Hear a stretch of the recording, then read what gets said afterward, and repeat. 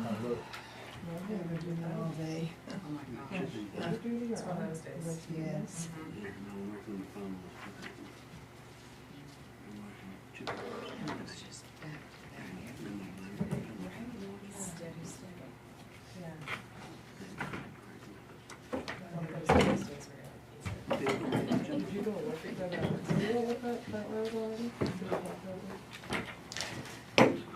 Good evening, everybody. We're going to open and call to order the Select Board regular meeting for this evening, August 19th, 2025 at 6 p.m. And we're meeting in the Betheltown office meeting room. We do have a quorum. All board members are present.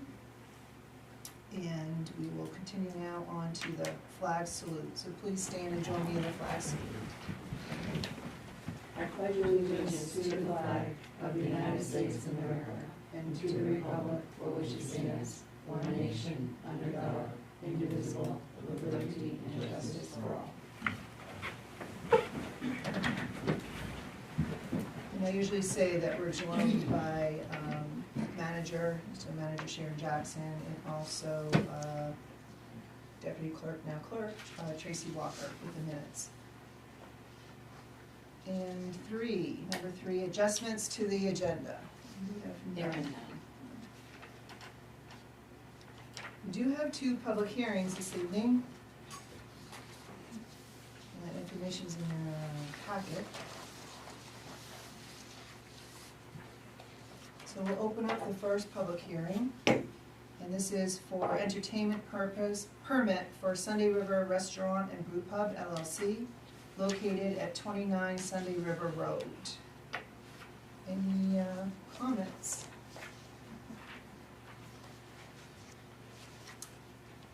No written comments? There and none. Okay, we'll close that hearing and we'll take action on that a little bit later on in the agenda. We'll open up the second public hearing, and this is for entertainment permit for Custard LLC, located at 151 Main Street. We more familiar know that as the Sudbury Inn and Suds Pub. Anybody have any comments? No written comments. Oop, I have a comment. I don't know that it really matters, but they said live music by one person. But I constantly see 2, 3, 4 people there. Does it matter? I don't think it matters because it's live music is the entertainment. Right. But I see what you're saying. Right. Because it's not, whereas like on the other application it said solo performers. Yeah, which is, yeah. Again, I don't know that it makes a big difference. I just Good notation. noticed that in there. So. Yeah. Good notation. Yeah, comment? Under the entertainment, has applicant previously applied for an entertainment permit? Says yes.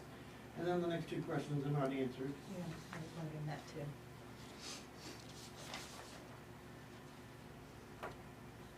So was applicant.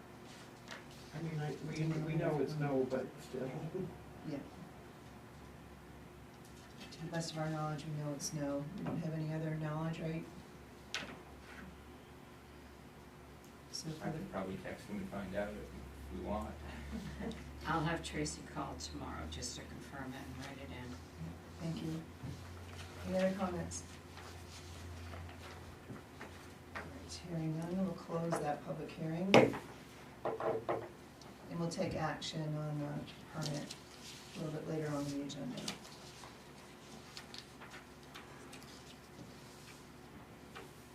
Come to number 5, public comment. Anyone here have public comments this evening? We do know we have for specific agenda items, but any general comments? Okay. And, we'll move on. It's been a long day. So, hearing no public comments, we move on to action on the minutes. And we do have that draft in your packet from the August 6th meeting. last name is spelled incorrectly in several places. Whose name? Faye, last name, it's F-O-R-O. Sorry, it's an annoying one. It's right in some places and not in Yeah. others. I'll fix it tomorrow. Thank you. I have on page 5, D,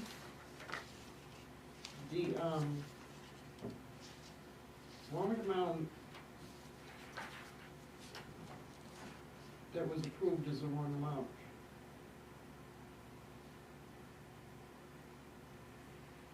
For 101? You took, No, six. for 6, 26. 26-6. The amount was $2,033, but the approved amount is $15,992. It also says 25, 25. 101. Yeah. So,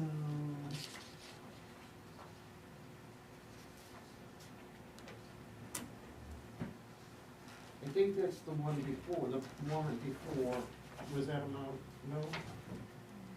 so we did have, Action B was 25-101 for Yeah. 15. Yeah, okay, yep, it was, yeah, It's just a duplicate. but it's the wrong amount for that, vote. right, D was, as it was on the agenda, action to approve accounts payable warrant 2026-6 in the amount of 2,033. 2033, right? Yeah. Which is the warrant where you remove the payment to, Page 5, Tracy? It was on, I've got it, Tracy.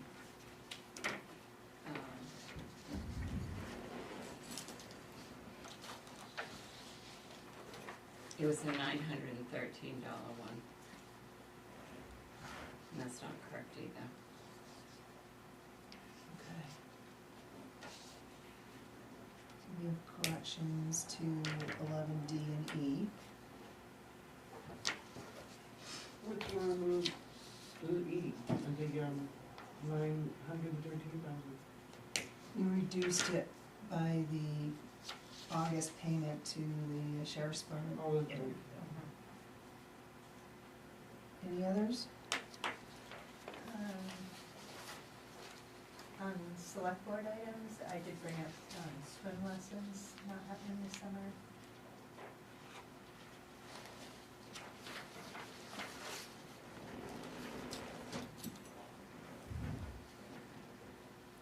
And on page 3,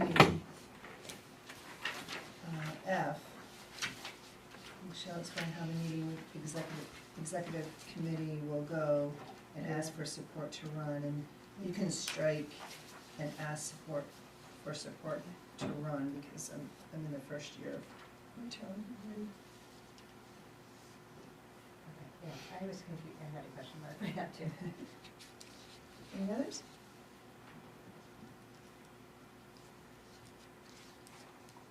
Is there a motion to approve the I minutes? guess so. I make a motion that we approve the minutes from August sixth, 2025. Second. If there are no other comments, all those in favor? And the motion passes unanimous, thank you. We go on to the town manager report. Sharon, just put it in front of your place. Michelle, Sarah, Pat, and I attended the commissioners' meeting this morning. Michelle will report on the meeting later under select board items. I hired Tracy Walker to fill the town clerk position, and Bethany Danforth, who is a Bethel resident, to fill the deputy clerk position. Bethany has worked in another municipality in the clerk's office for the past year. She will start work Tuesday, September 2nd. The select board's next meeting will be Wednesday, September 3rd. The next solid waste committee meeting will be September 17th at 10 a.m. here at the Bethel Town Office in the meeting room. We will need to close the town clerk's office on Wednesday, August 27th at 1:30. One clerk will be in Augusta for Title 21A, election training August 26th and 27th, and one clerk will be out for medical. 2 clerks have also been scheduled for a 2-day motor vehicle training in September. They will attend a 2-day workshop for GA Basics and Advanced in September and October in Augusta. TC Hafford has scheduled a pre-install walkthrough September 3rd. That was rescheduled from when they were supposed to do it last week. This is, the pre-install walk is prior to the scheduled basement maintenance. That will be September 15th through the 18th. That schedule has not changed. All offices at the town office will be closed on Thursday, September 18th, due to the building maintenance that needs to be done in the basement. A reminder, tomorrow night is the Oxford County Budget Committee caucus. It will be in Mexico in the conference room in the Medcare building at 290 Highland Terrace at 6 p.m. Cross excavation is scheduled to loam and hydroseed the area along the fence where the trees were taken down at the airport. That is required as a result of the abrogation easement that we have in place. After that is complete, Double-T Fence Company will come in to repair the fence that was damaged by Cross this past winter when plowing. The expense for the fence repair will be paid by Cross. I will be sending a funding request to the Oxford County Commissioners for consideration in their budget this year. The funding request is for Bethel's Airport in Oxford County. I'm still working on the sewer budget and will let you know as soon as possible when I have that complete for you to review. I did speak with the auditor today. They are expecting to have the full audit complete by September 1st. After that is complete, then we will have the beginning of the balances for fiscal '25, and we will also have the carryover balances that we can bring to the September meeting. Thank you. Thank you, Sharon. Any questions for Sharon? Oh, one more thing I did not put in there, and I just noticed it in my pile. In your packet, there's Toby's sewer report for the month of July.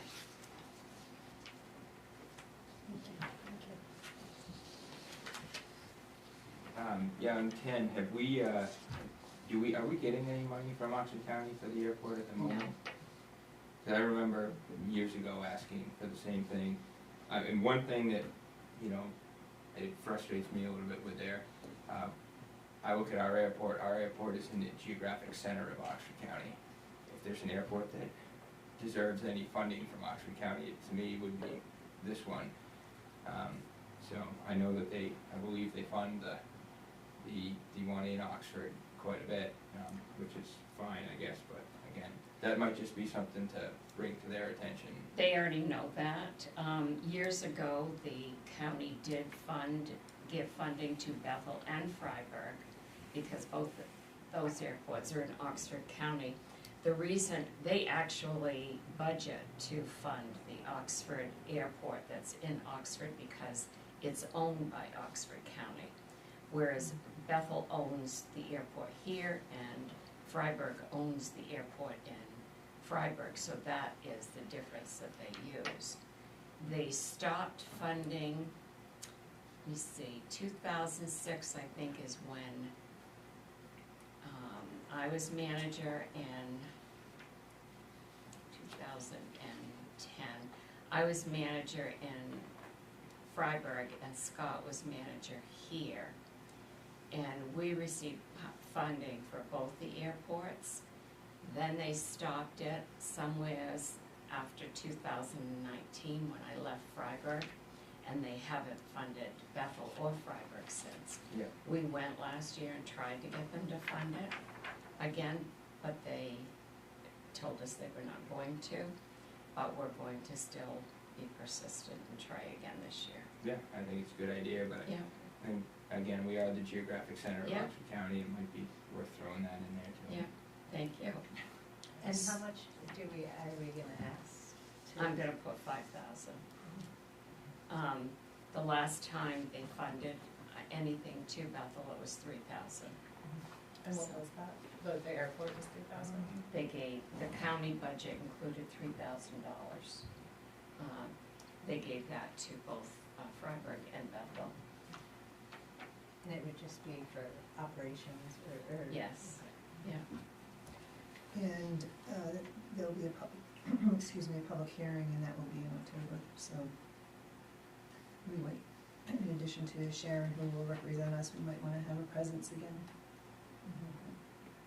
Would the airport board be looped into that? Possibly. They are looped into it, and they might be appropriate for them to attend to. Yeah. One statistic that might be helpful to try to get from them is just an idea how many of the people renting hangars and have airplanes over there live in Bethel, and how many live in Newry and, you know, the surrounding towns. Because I have a feeling there's a fair amount who come up here for their houses, you know, up at Sunday River and so on. So that might just be a counter argument to their argument that it's owned by Oxford. Well, that's okay, but this one might be owned by Bethel, but it's Oxford residents from Gilead and, you know, Newry and whoever who are using it too, so. Just it might be a useful statistic to have. I have a list of all the hangar owners and those who have tie downs here, and so I can use that in Yeah, the okay, letter as well. awesome. And we often use arguments, when we solicited the surrounding towns too, that this is another highway into the area. And it also assists with safety, you know, life flight and rescue, and $5,000 or $5,000 is pretty cheap to help a highway. So we'll try to use everything we have. Yeah. Yeah. Just the light flight alone seems like enough. Any other questions for Sharon? Yeah, on the payroll, I don't know why, but I just happened to see on the payroll sheet, the second page, what is the 54,000 for normal savings?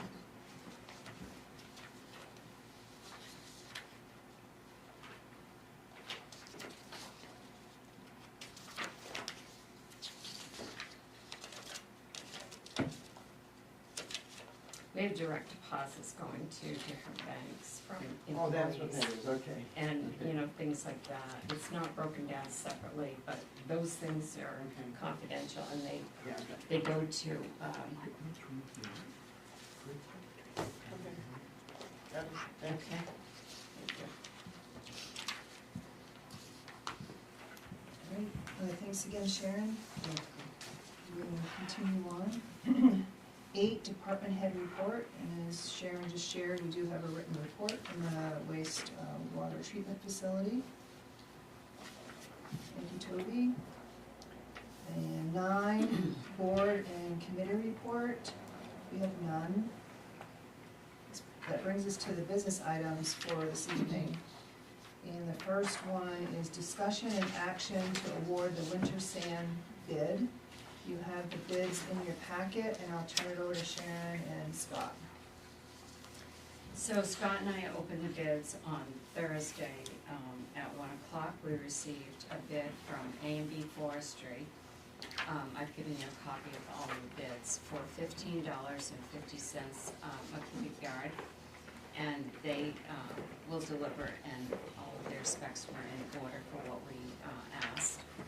They currently provide our sand to us. Last year was their first year. The second bid we got was for ECI Materials, which is Everett Excavation, and they bid $10 a cubic yard, but we have to pick it up. It's not delivered. And then the third bid we received was from Doug Jones, DBA Cross Excavation, and they bid $22 a cubic yard, and they would deliver. Scott and I are recommending that we stay with A&B Forestry. They are the low bidder of $15.50 a cubic Who will yard. also deliver, right? They deliver? Yes. And they're a current provider, Yes, Yes. last year was the first year. first yeah. year. All good? And it was, yeah, good. Yeah, seemed to be good sand. They did our entirely matter to, we put a 5-day stipulation, but they didn't have any trouble meeting that. Seemed to go pretty well.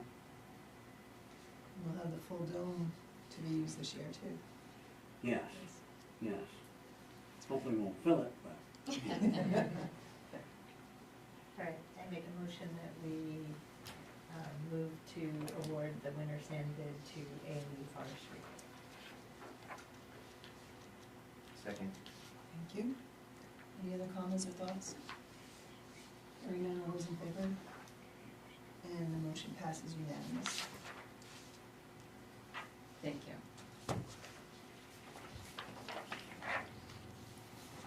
Brings us to 10B, discussion and action to approve the renewal application for the Stone Moose LLC adult use cannabis store located at 22 Sunday River Road. And we have Courtney's review and the application in your packet.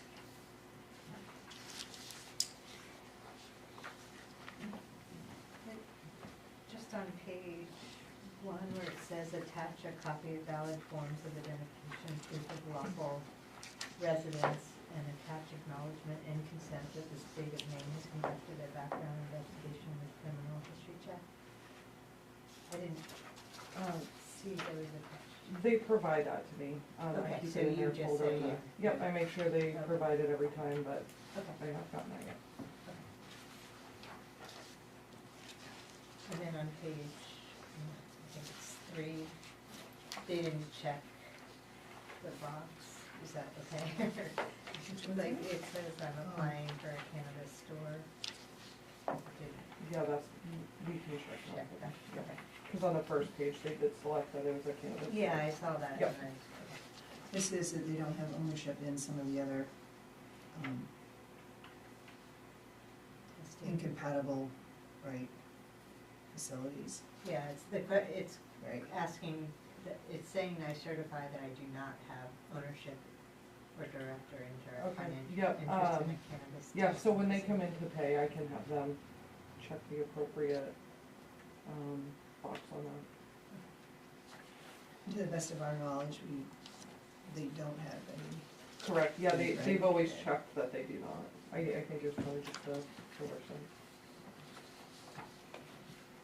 And the only other piece I noticed here was on the, on the permit itself, it indicates to operate an adult use cultivation facility, and I think they have an adult use cannabis Yeah. store, so.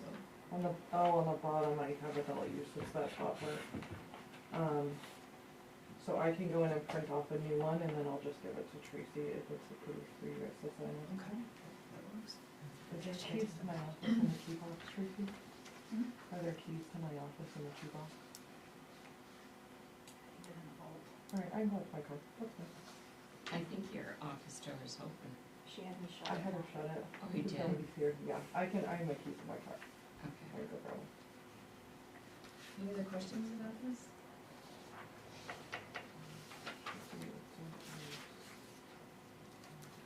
Oh, sorry. I make a motion that we approve the renewal application for the Stone Moose LLC adult use cannabis store located at 22 Sunny River Road. Second. Thank you. If there are no questions or comments, all those in favor? And the motion passes unanimous.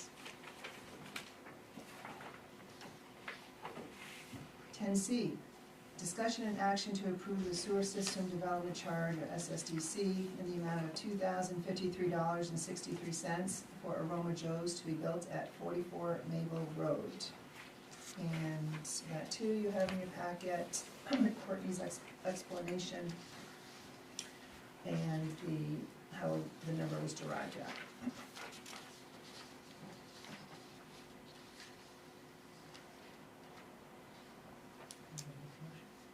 I make a motion to approve the sewer system development charge in the amount of $2,053.63 for Aroma Joe's to be built at 44 Maple Road. Second. beyond. Take it back in there. Are there any questions, comments? Hearing none, all those in favor? Then the motion passes unanimous. Thank you, and I will, make that change on the previous one, and give it to Tracy for the end. We're on to 10D, request from Jerry Amato, representing Archie's Inc., to increase the bid price for the MSW disposal from $98 a ton to $109 a ton for the 3-year contract. You have some information in your packet. Jerry's here. We have Scott and Sharon. I think Sharon, Scott, if you guys can walk us Okay. through it to start. So, the spreadsheet I gave you, You can come sit up front if you like. the spreadsheet I gave you shows all of the bid prices that we received. Archie's is the first column. You'll see that the tipping fee for the MSW is the $98 a ton. Scott and I met with Jerry last week, and Jerry's here because he's gonna explain to you on the $1.09. There was some confusion in their getting the price for this, so he asked if we would consider increasing the $98 a ton to $109 a ton. You'll notice the other bids we received, Casella bid $112, so that's still higher than the 98, and 207 Waste bid $115 a ton, which is still higher. And then if you notice right above the tipping fee, it's the hauling fee. Archie's has a hauling fee of $320 a haul, Casella is $509, and 207 is $595. So even at the 109, I would point out that it's still the low bidder, but I want Jerry to explain to you the reason for the increase in the 98 to 109. I'm sorry about the change. When we contacted, this was my very first bid in this area. We came in at a fair price for haul, which is like half of the other companies, especially the company that you had previously, which is where the big money is for the hauls. That's where the money goes. When we contacted the company where we bring the garbage, they gave us a price and they gave us the wrong price. That's why, and most companies make money per ton. So let's say they charge 100 a ton, most companies will charge you 110 or 115. We didn't do that. We're not looking to make any money on the tonnage. All we're asking for is the amount of what it costs us. The only money we would make is on the hauls. That's what we're looking at. And our hauls are fair, very fair. And we are saving the town a considerable amount of money. And we're only asking for what it costs us. We're not asking for, 120 or 130. We're only asking for because it costs 109 to dump it. If we don't get the 109, we lose money every time we dump it. All we're asking for is to be a good partner with the town of Bethel. We do want a long relationship. We ordered the trucks, all the trucks delivered just today. So we're doing a very good job, and we're saving the town quite a bit of money, a lot of money. But I'm just asking for a very minute amount of money, just so we don't lose money on the haul. All I'm looking to do is break even. What was the destination? It goes to Main Waste. How does it affect our budget, our yearly budget, where we? So overall, we will be okay within the budget because I budgeted $400 a haul for one thing. We're getting his for $320, but the tipping fee is, Main Waste to Energy actually is MWAC, that's what I call them. And they're actually charging more than the 109. Jerry will take the 109 to break even. The 120, he will take a $30,000 loss. So, he didn't say that, but that's what he will lose, is $30,000. Even if we approve 109? No, it's a $15,000 loss at the 109. And, I believe he's looking to take that to another, company as well, so that he doesn't have a loss. But yes, that's what happened, was the difference in the 98 and the 120. So, it's not going to put us in the red if we did this. But this is your choice. But I think you should, I wanted you to have all the information. And Scott and I are in agreement. I mean, when we look at the difference in the hauling, I mean, you know, we're looking at almost $200 from the lowest bidder, in the difference, 320 to 509. That is gonna save us a significant amount, and I even I budgeted more than the 320 that we ended up getting. But the other thing too, that, this is a 3-year contract, and this would be with the understanding that the price doesn't change with the next 2 years.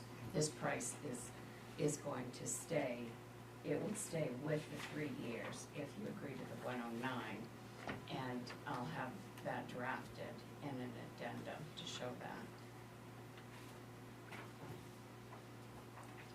So, of course, the tipping is per ton, and hauling, like, how many tons do you get in a truck? 8 10 to to 12. 10. For haul, MSW, right, John? Yeah, he's right. Yeah, I would say about 8. Average 10 to 12. 10 to 12. So even with a budgeted number of 400, it still will work Yes. with all that.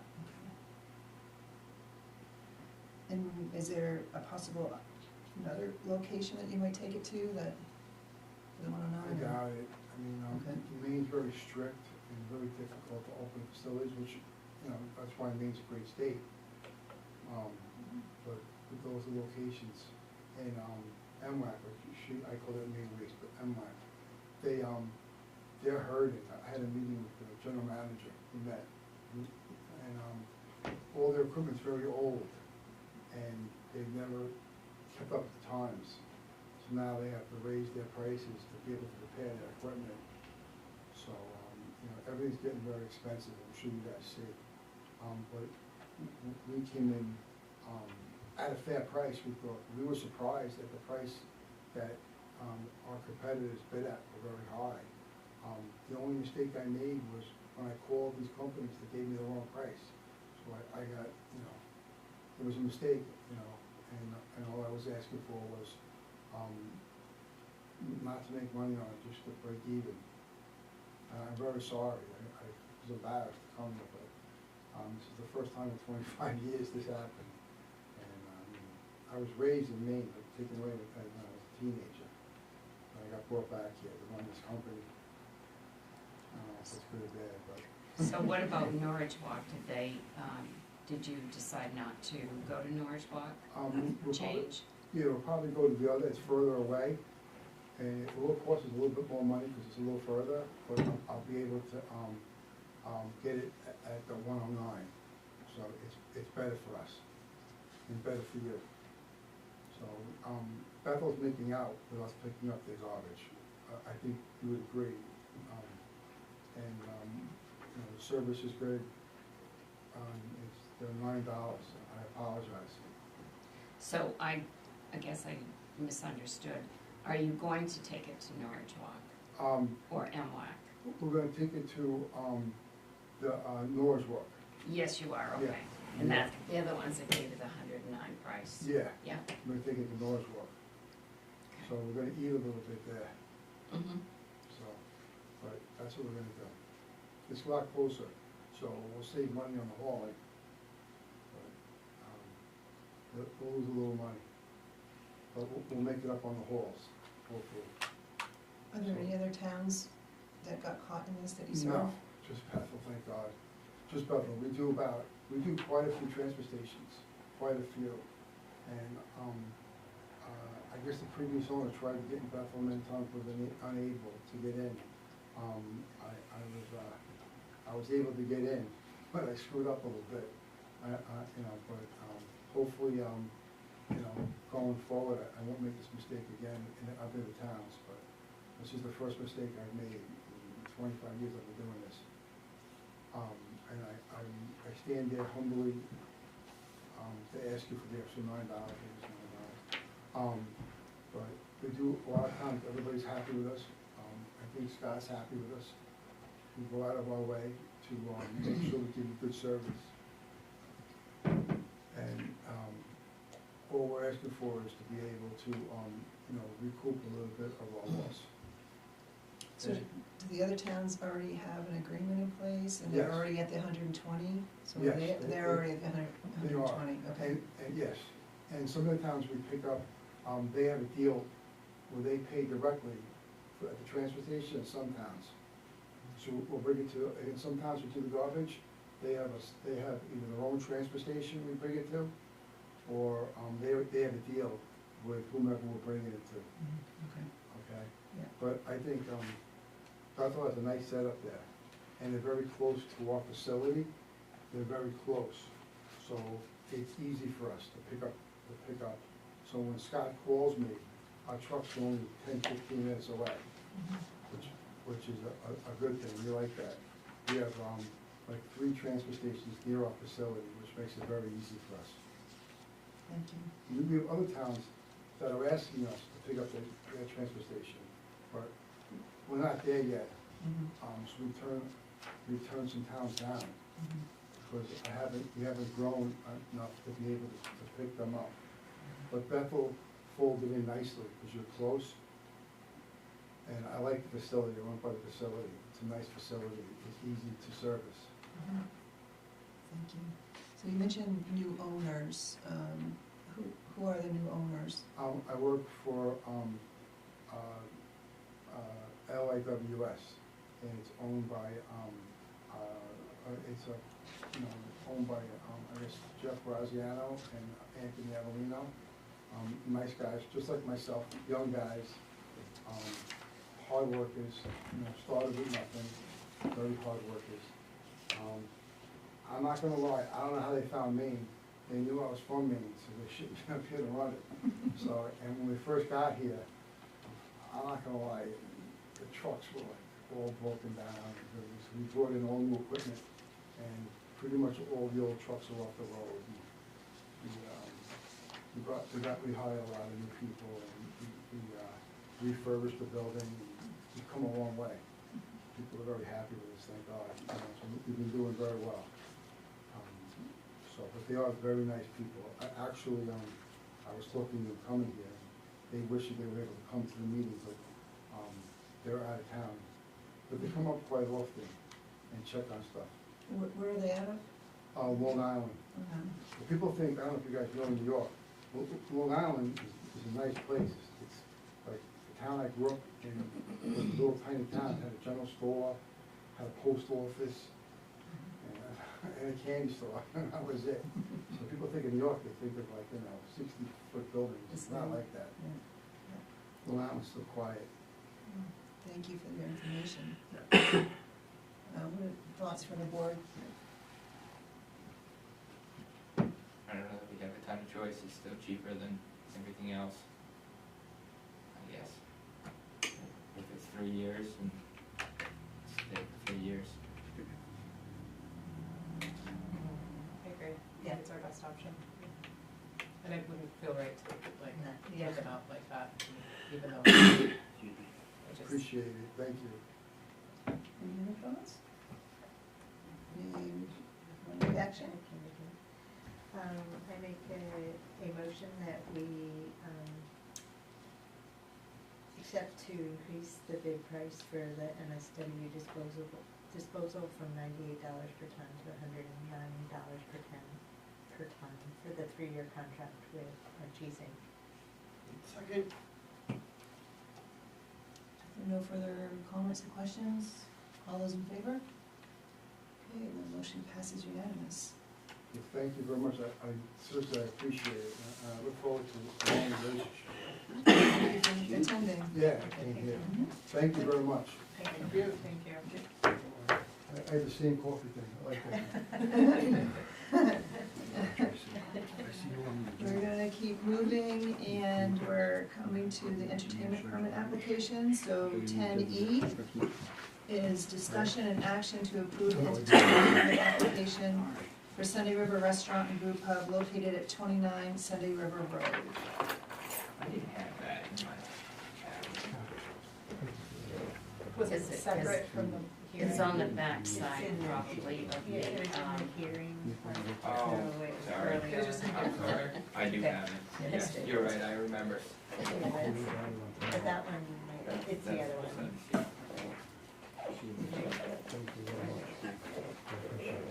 We good, everybody have it? Okay, I'll see you later, Tracy. so the action? I would motion to approve the entertainment permit application for Sunday River Restaurant and Brew Pub located at 29 Sunday River Road. Second,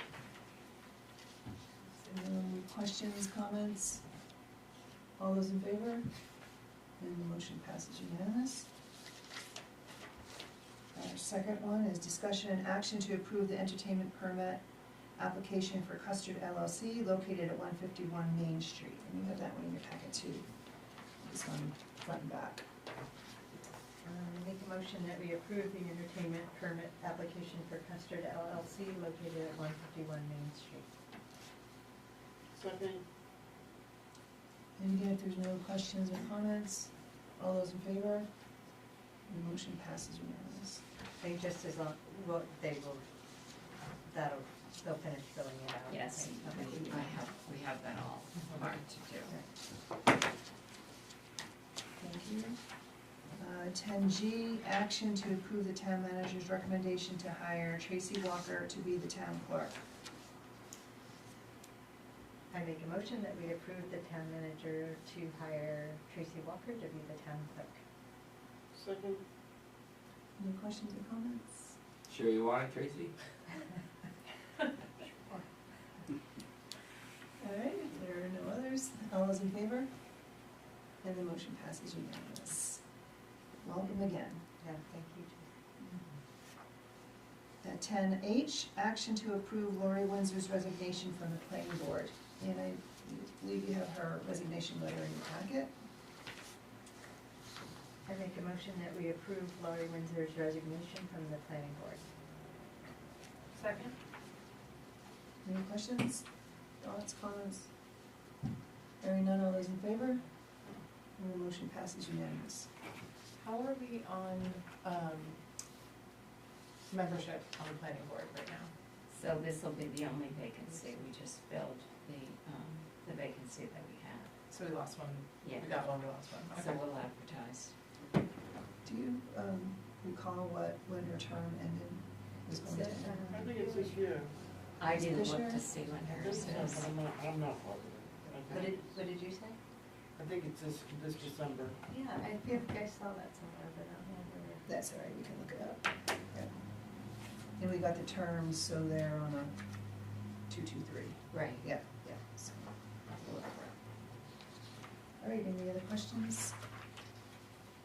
We'll keep moving on to 10I, discuss Oxford County Enhanced Patrol Contract. Do you want me to start, or? No, yes, go ahead, please. So.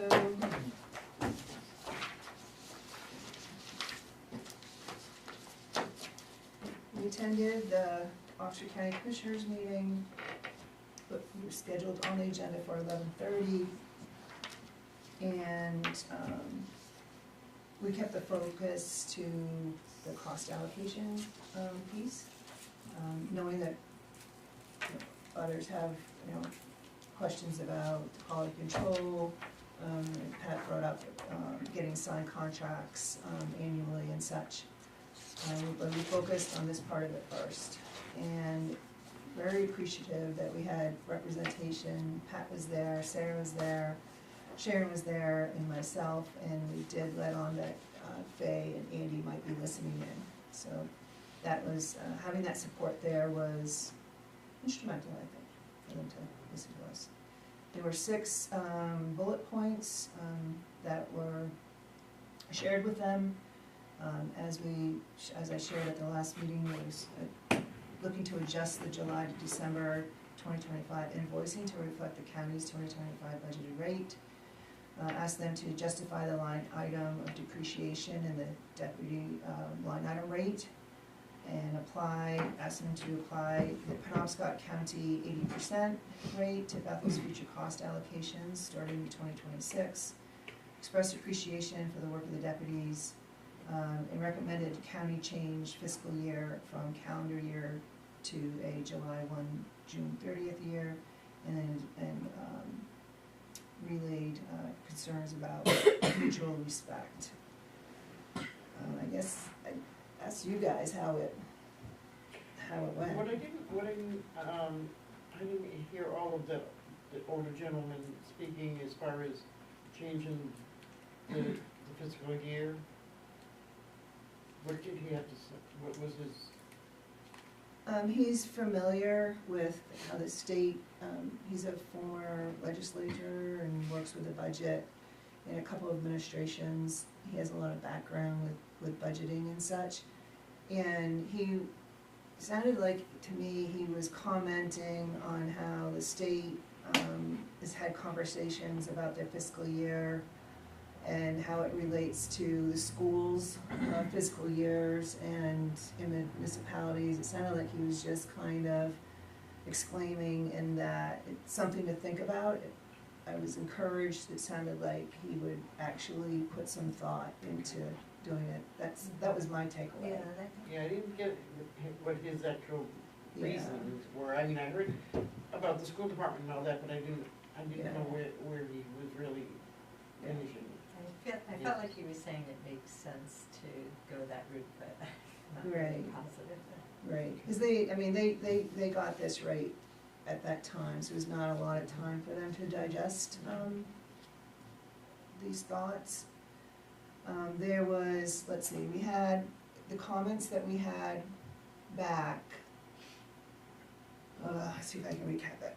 So the elected treasurer was in attendance, as well as the finance manager, I guess you'd call, and they had just finished their report, so they stayed.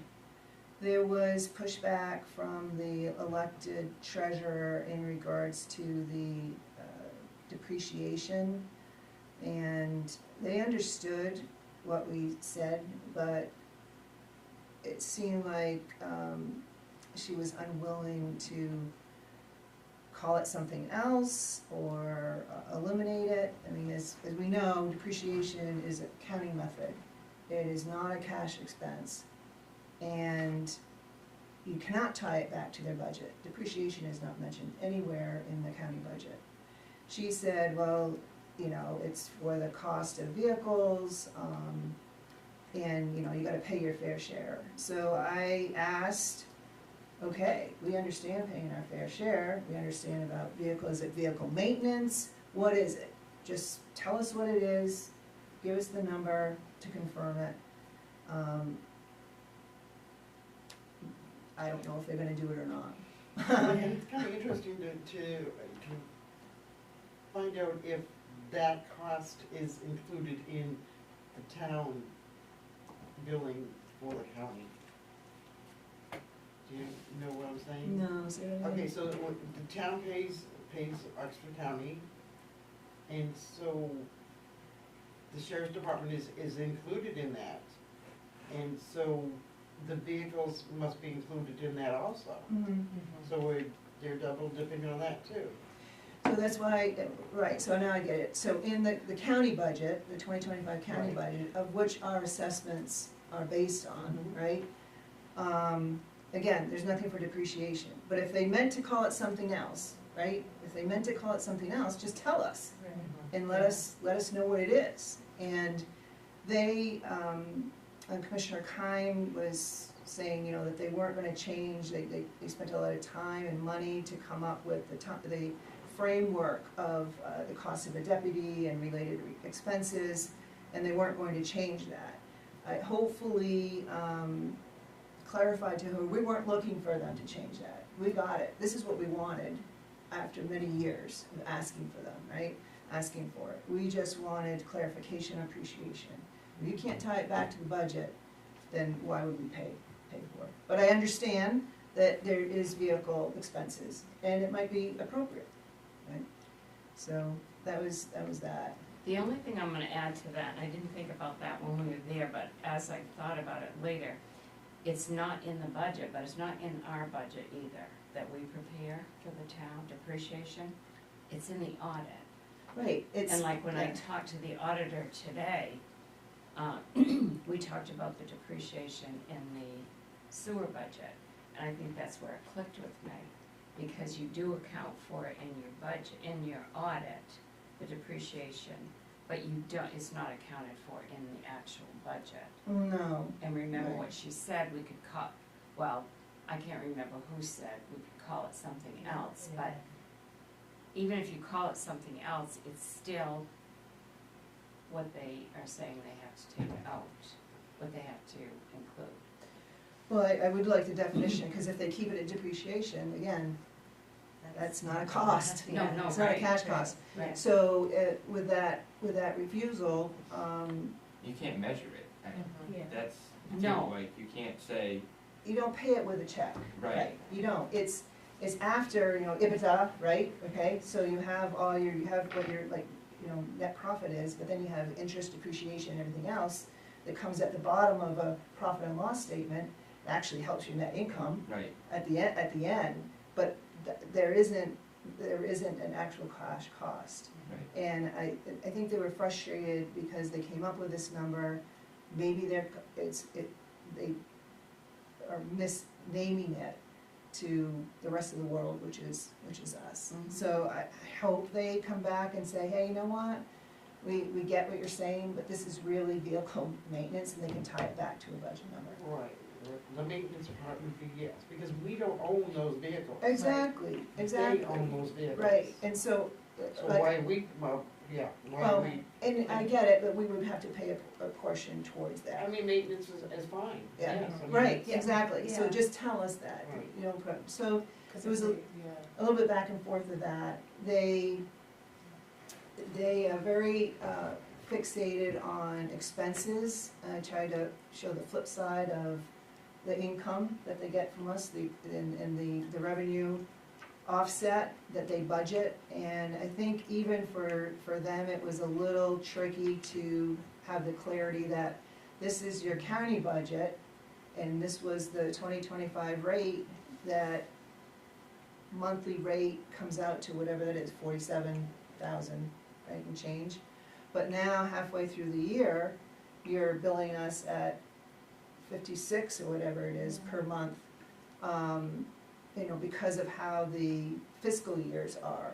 It was very, I found it, there wasn't a clear grasp. I think Commissioner Millett was grasping a little bit. I saw him write stuff down right at the beginning.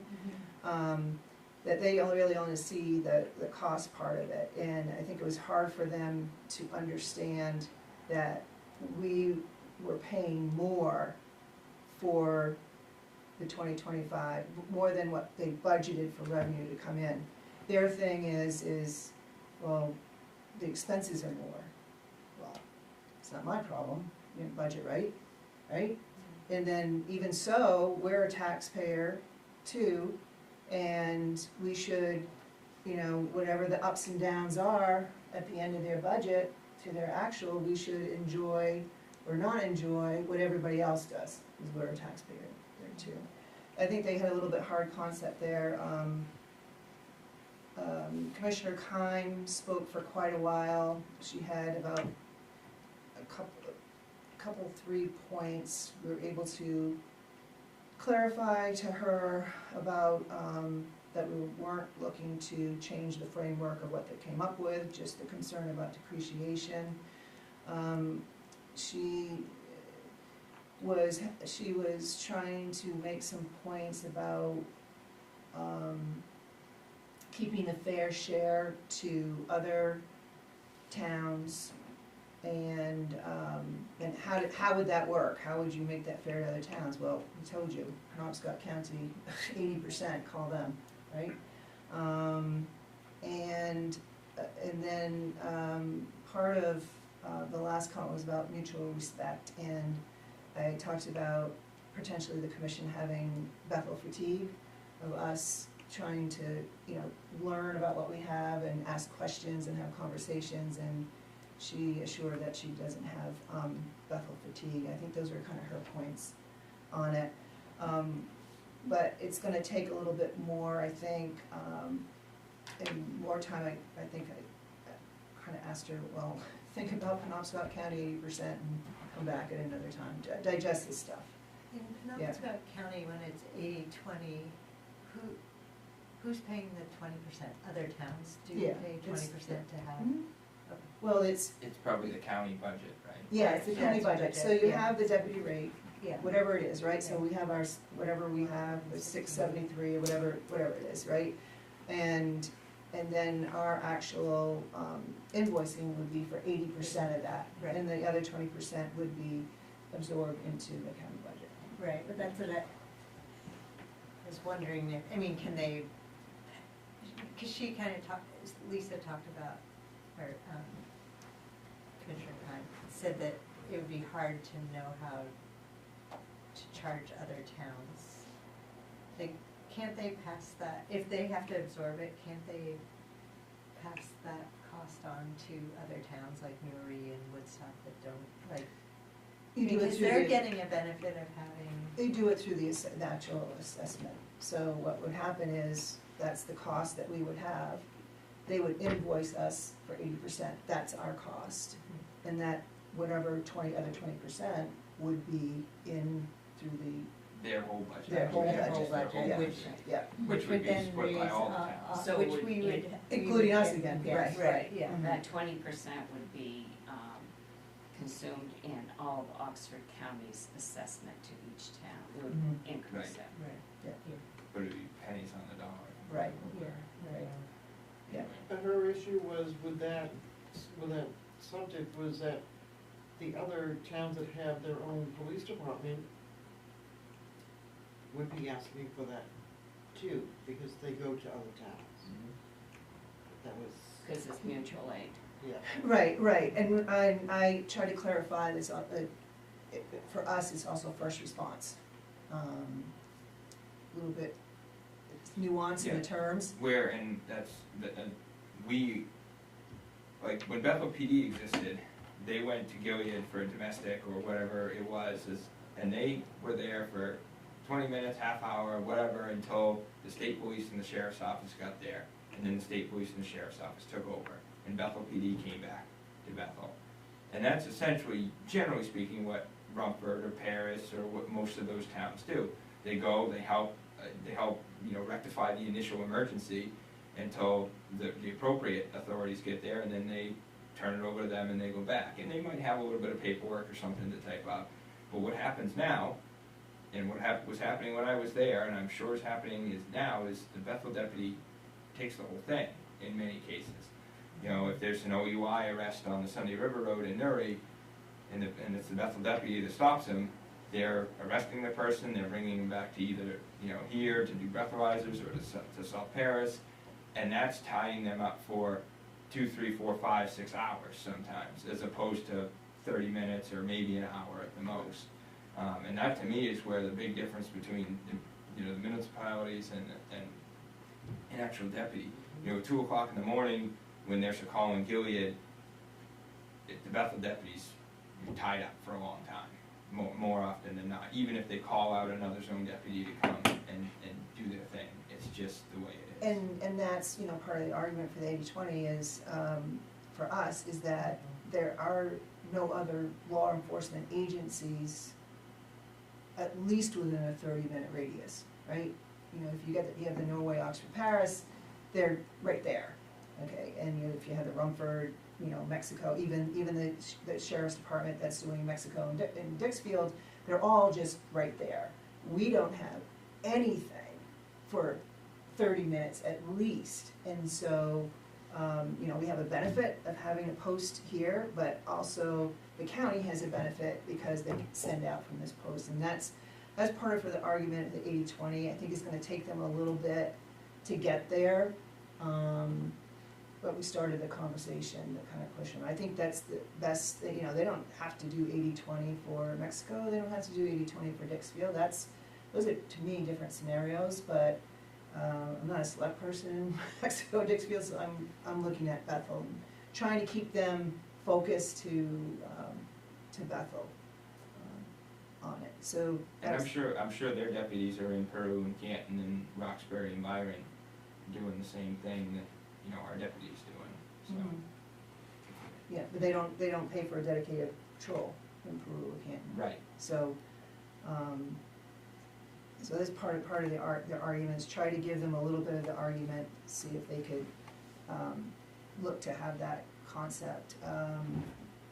What would like, if we didn't have the enhanced coverage, how would they be covering, like? We would just be one more town in their zone 3, and there would be one deputy. It's essentially one deputy that covers zone 3, which is Gilead, Bethel, all the townships. It's basically the Route 2 corridor north, up to Bosbach is zone 3, so it's a large zone, but not a ton of population. We would just be one of those towns, so that they would have the one deputy that could be in Canton, that could be in Andover, that could be wherever. But what I've always, you know, kind of, and this is not for necessarily this argument, I guess, but I mean, I'm always said, well, just go with it and let them. If we as taxpayers continue to push the commissioners, they'll just have to make smaller zones, which is really what they need to do, and that's their problem. They need to have smaller patrol zones and more deputies anyways, but that's Oxford County, so we would just be part of that Gilead, Nuri, Andover, and we'd get a response when, you know. So it wouldn't make it more difficult for us not to have, you know, I guess, what I tried to say, like, are we helping them in any way by having, like? Yes, in my opinion, we Well, are. we're paying them. Right, we're paying them, and we're, I think, you know, hindering some of the pushback that they would otherwise be getting, because I think that there are plenty of people who, you know, I just use the mountain as an example because it's nearby, but plenty of people who were Sunday River are used to having the police 5-10 minutes away, who would call and say, what the heck, it took them 30 minutes to get here. But it doesn't, because, I mean, it does sometimes, but it doesn't often, because Bethel deputies nearby to go first, And so we're kind I of- think we And help. that's- Yeah, Right. we're like propping up I think Yeah. smaller zones makes a lot of sense, obviously that's not our call to Right. make. And so this is part of the yin and the yang of working with the sheriff's department, because I call it dedicated patrol versus enhanced, what the commissioners are calling, because they just made it sound like it's just a service. But we have, you know, dedicated patrol, we have our base that we pay through our county taxes, and then we specifically have 4 deputies here. And the yin and the yang in it, and that one paragraph I hope never gets taken out of that, the agreement, is that if it weren't for Bethel concept, right, if it weren't for Bethel, those 4 deputies would not be hired, okay? But, Is that true? I thought I had asked you that, if we didn't have a contract, that those deputies would still. so this is the still be nuance, working. if I finish, this is the nuance. So we know how a sheriff's department works, so that's the concept, that we wouldn't have those, they wouldn't have those 4 deputies, and we wouldn't have those 4 deputies. But in actuality, there's still all these zones that have to be taken care of, there's still the union and the bidding on the different zones, and it's just how law enforcement works with their coverages. So that's the kind of the yin and the yang of it. And it wouldn't necessarily be the 4 people who are assigned here, because I know some of them have seniority. They would just be reassigned as a zone, and Exactly. It's not like- they would essentially be terminating the most Yeah, at least senior And people. newest. yeah, But I know that there was nobody here on W.H.A.T because nobody picked up their details. They had put out for 2 details for there was the zone deputy, the one guy but they had put out for details for our parade and so on, and none of them showed up. There was just W.H.A.T with his, he was the dedicated deputy, and, he was here helping out the bottom of the street, but, that's because they're all forced overtime all the time, because they're constantly short-handed and understaffed, and, so when they have when I was working, a detail like that was picked up in no time, because we weren't forced overtime, and it was relatively easy money. But, so when I see that, a detail like that not being picked up, to me it just signals that so would they actually have to terminate anyone? I doubt it, right, I mean, It's but. gonna have a certain number. But this is the concept, this is the yin and yang of having a greater law enforcement in your area, and then specifically having dedication to yourself. That's what that paragraph Right, is so what all you're saying about. is, we have the advantage of having 4, as opposed to just, like you said, just 1. Yeah, they're here, they're supposed to be here, I mean, we have quality control issues, obviously, as we're noting, but we're focusing on the payment, and, And it's one at a time, I should Yeah, be yeah, specified, yeah, like, 'cause the zone, yeah, each zone yeah. has 3 deputies, but they, Yeah. rotate, so on, so. Yeah. So, It's one at a time. Right. so we have a zone person and a dedicated deputy? Yeah, on which is all every, the time? no, we have a dedicated deputy on all the time, and the zone comes in at night if Right. we need it. No, Or the if zone is midnight to 7, there's nobody out, they would be calling them out from their house, wherever they live. And but that's the way it is for all the towns, even, Paris, they don't use them very often, but those towns are all entitled to the same zone deputy that's around. but that's why, having a Bethel post here is great for us, but it's also great for at least our towns around us, because there's no other law enforcement. So cost-wise, how do you balance that out? Maybe we move to other zones, but the one piece we have right now is the charge that they're giving us.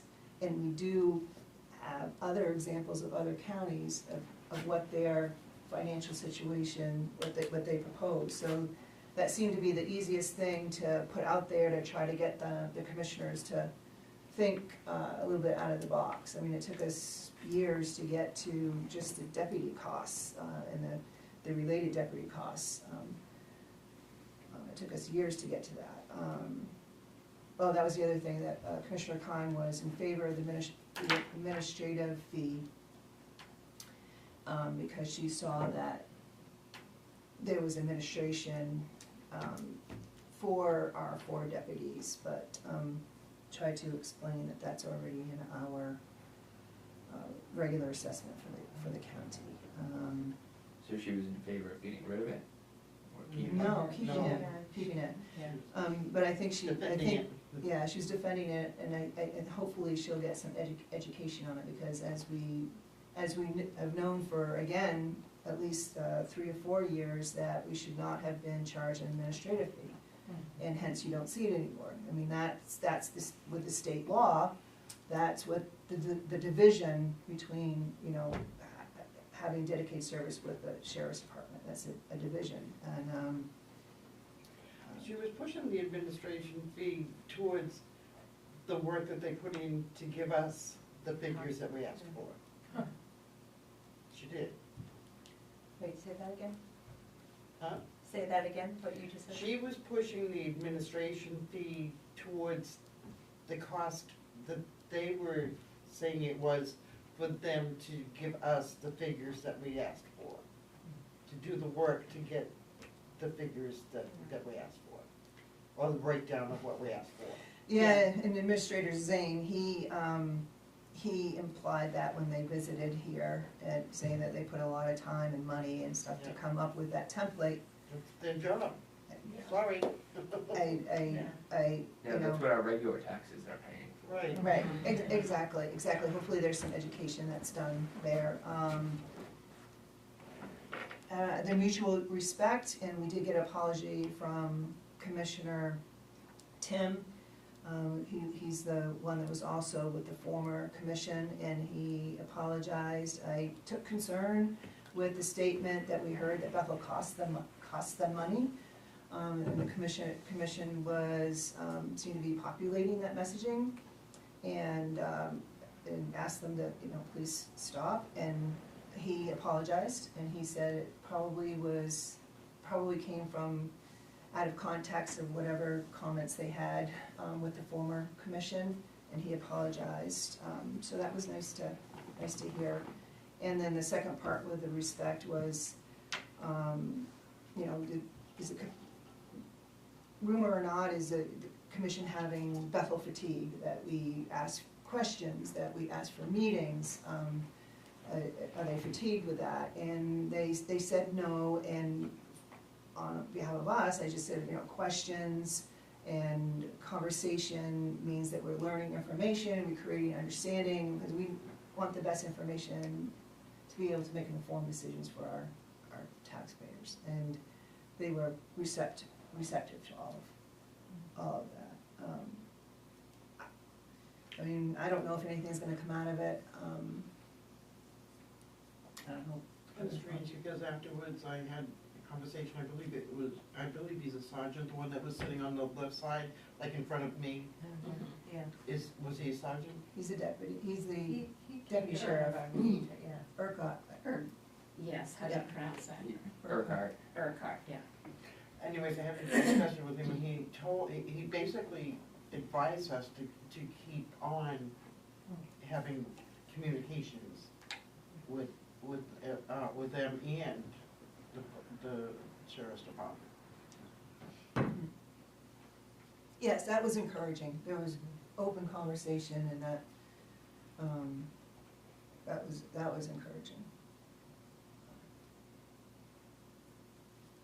I don't know what else to No, I think say. you summed it up. I don't think we'll see a change in an adjustment to the budget we just received. I think they'll take those, considerations when they put together their fiscal year 26 budget, or 26 budget, and consider them or not consider them. But I don't think they're not gonna change anything that we currently have on the price. That was my understanding of listening to both Beth and Lisa.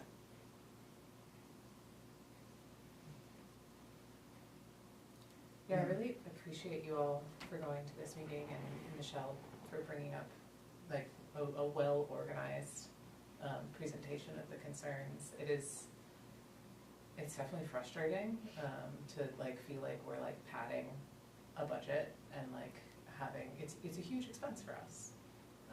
And I think, Andy, hearing you say about the smaller zones and like the concern that like we're kind of upholding by continuing on with this, we're allowing a system that doesn't quite work to just continue limping along. Yeah. And I think that's really frustrating, especially being charged so much money for that.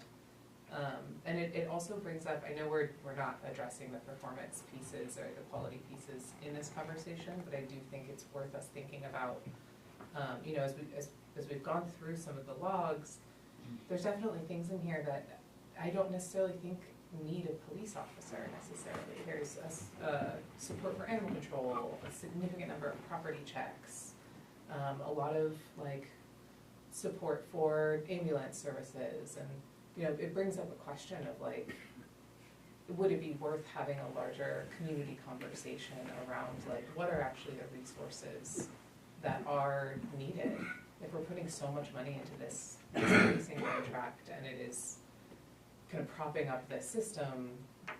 Could those funds be better used to resource our community in other ways? And I think that's a conversation I'd be interested in having at some point. With property checks, that is done by police departments that are within single towns. Like, as an example, Paris, they do property checks, that's business checks. So what they do is they check the doors of businesses to make sure they're locked. That's what's included in property checks. I don't think Oxford County did that up until just several months ago, and I think Dana, Thompson was responsible for instituting that happening. When it comes to the police department or the county, in our case, responding to accidents, when there is and you can correct me if I'm wrong, but I think if there's an accident or a rescue call, all emergency services, they respond, whether it's police, fire, or rescue, to each other's, depending on the call. And so some of the rescue calls may warrant a police officer or a deputy to be there. I know of at least 2 where someone was arrested at a rescue call because of the interference. But that isn't unusual, and also in some animal control situations, depending on the animal control call, it might warrant an officer. So without a more in-depth breakdown of those calls,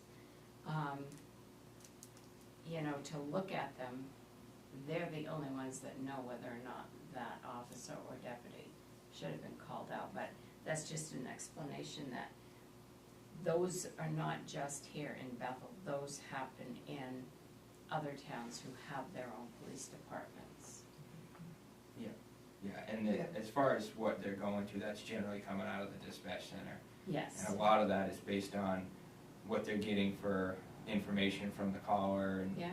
so, I mean, a car accident is typically gonna be everyone, unless a car accident with little information is gonna be law enforcement, fire, and ambulance. A car accident where they know there's no personal injuries and the vehicles are off to the side of the road is gonna be just law enforcement.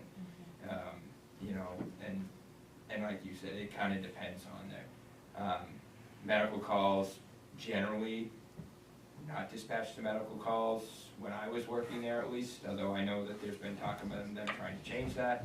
Generally weren't dispatched there, but, you know, an officer might go if it's a cardiac call and we used to have, defibrillators with us. So we might go, if we knew we were nearby and it was a cardiac call, we might just go on our own, but wouldn't necessarily be dispatched to it. And on the flip side, if comes in as a straight medical call, but the person is combative or there's a problem, then the EMS might request them to go, and then they would, and you can't really tell by just looking at what they provide us, what order that's necessarily happening at.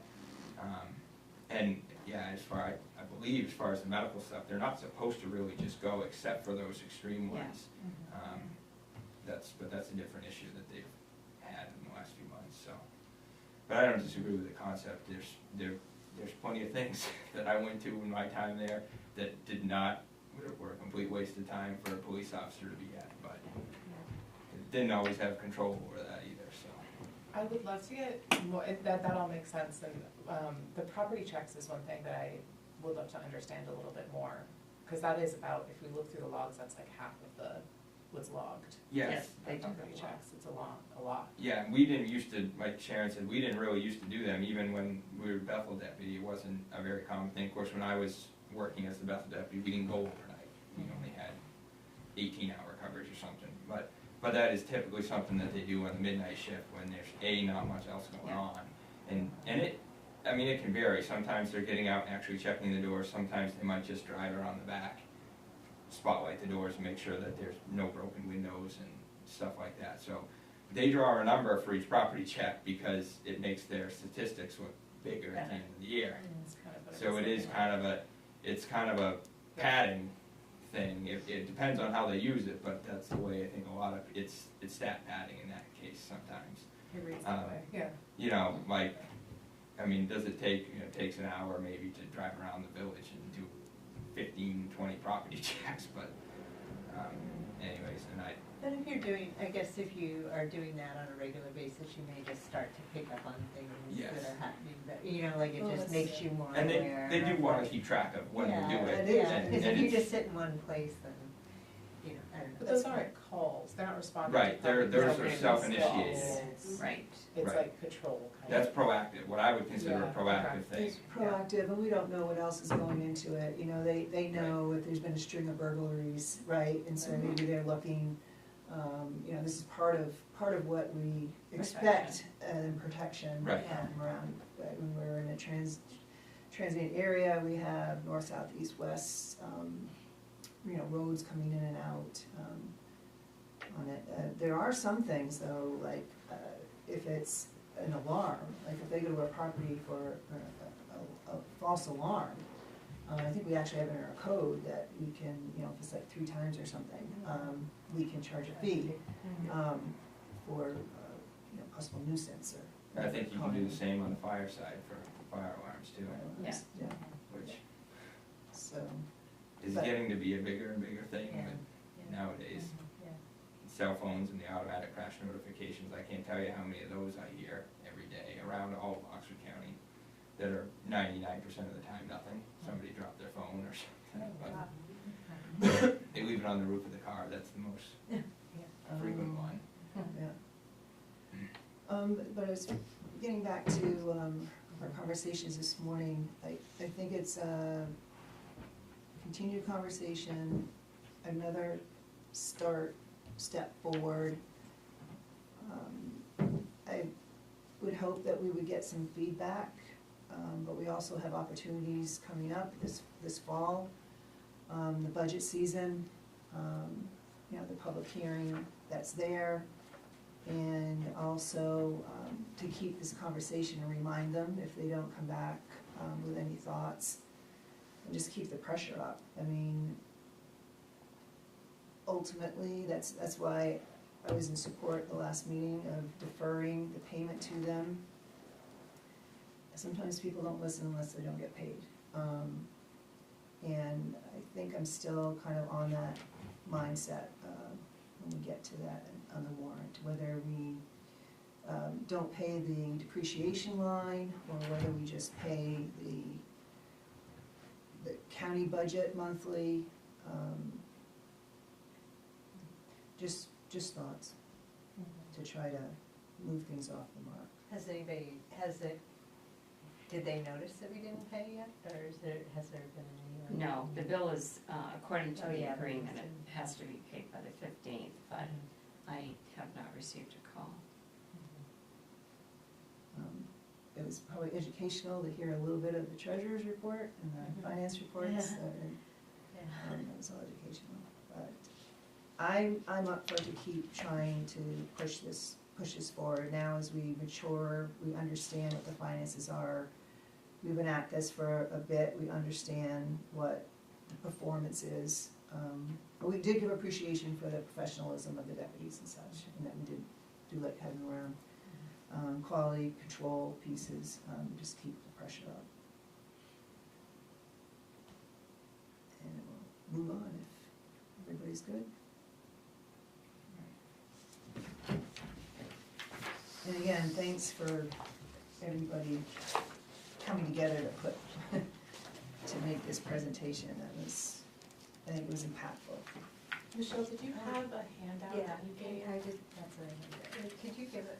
Yeah, what you I sent handed out? that to all Oh, of you you. already sent it? Great. Yes, I Thank you. emailed that to you. Yeah, with a copy of the I may have agenda. missed it. Yes, when I sent the agenda. We can send it out Oh, again. okay. Yeah, it was in with the agenda. It was this morning, right? No, Yes, I sent it out Friday, I believe. Oh. Oh, yeah, I sent it I out think it before was yesterday today. morning. Okay. It could be sent again. Yeah. This agenda. And I can this make meeting, copies. or the agenda Oh, no, packet? when I sent Abby's agenda for Yeah. the Right. commissioners Oh, okay. meeting, it included the 6 bullets. Yeah. And is that the same information that they received? You gave a handout at the commissioners meeting? It's the same Yes. exact? Okay, Yeah. Great, thank you. We move on to warrants. And you already noticed that you had the payroll warrant in your packet. Thank you, Sharon, on that. 11A, action to approve accounts payable warrant 2025-102 in the amount of $9,555.05. I'll move that. Second. Any questions? We're doing 102. Make a motion that we approve the warrants 2025-1. I think we already. We're good, Pat. We have a motion in a second. Oh, That's okay. okay. That's okay. Do we have any questions? Sounds like you're ready to vote. All those in favor? And the motion passes unanimous. Action to approve accounts payable warrant 2026-10 in the amount of $56,153.41. And I move approval. Second. So this is the August coverage for the county. And this is the full amount? It is the full Yes. amount. It was what was not voted to send the last meeting for August.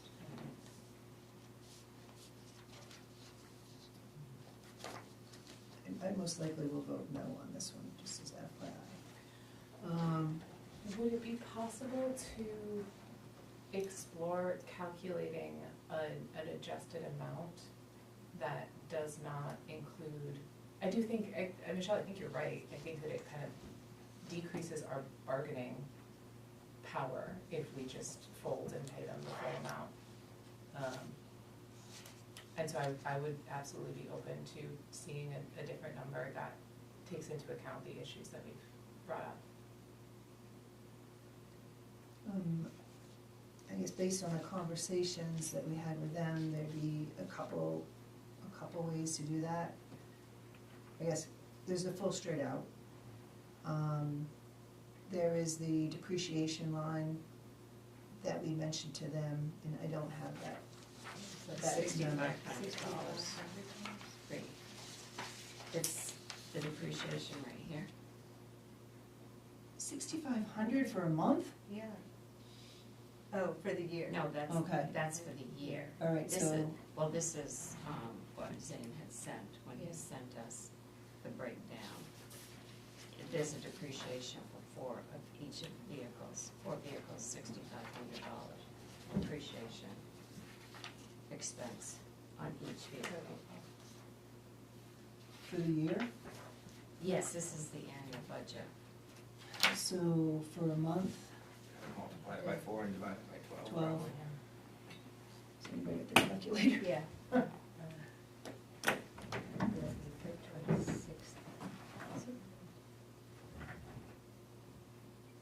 What was it, 65? Yes, the depreciation for each vehicle is $6,500. So we have to divide by 4. Times Oh, 4 no, wait a divided by minute. 12? But are we being charged for 4? Yeah. Yeah. Yes, they Four have, vehicles. Everyone has their own. each okay. deputy has their own vehicle. So 2,166.6 repeating, so 0.67.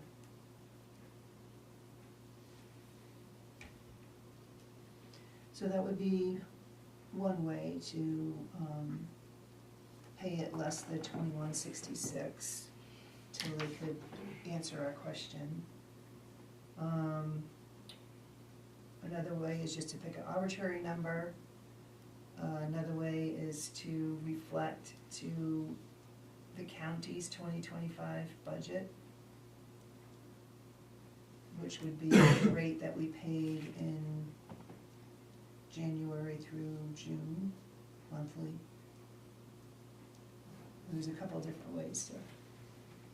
I know, because she said our contract, the price changed with our signing the new contract, but I do agree with you, so I don't know. Like, do we break contract to? We didn't sign a contract, did we? Yeah, I didn't think there was. a There's no, contract. we signed a contract back when the agreement was first done, which, I don't have that with me, but I gave you all copy last Yeah. week, what Yeah, was the it, last- 2000? wasn't the last one It was 2019? It was when Loretta was here, cause she's the one who signed it, 2019, Yeah, so yes. that's the agreement, and then it's just in perpetuity, and Except then, It just amount renews change. every Ex- year. Yeah. well, it doesn't have the amount in the agreement, Yeah. it's just So they that just it's charge a, us it's a whatever they want. in perpetuity, Yeah. it's annual, and then it does make reference to a cost allocation for our fiscal year. And they provided a number, which we didn't really get to comment on, they just gave us the number, their calculations. So if we went with that number, what we paid from January to June, that did not include depreciation, right? So we wouldn't take that out as well? No, because we never got an answer to that line item.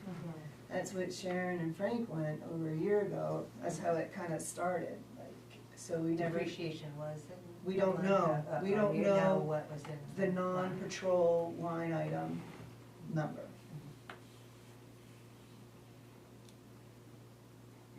It also had the administrative fee in there too, And it doesn't now.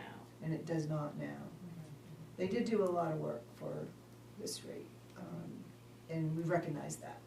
But for me, I mean, I think for me, I'm leaning towards taking at least the depreciation piece out. The contract says that the amount will be renegotiated on our fiscal year.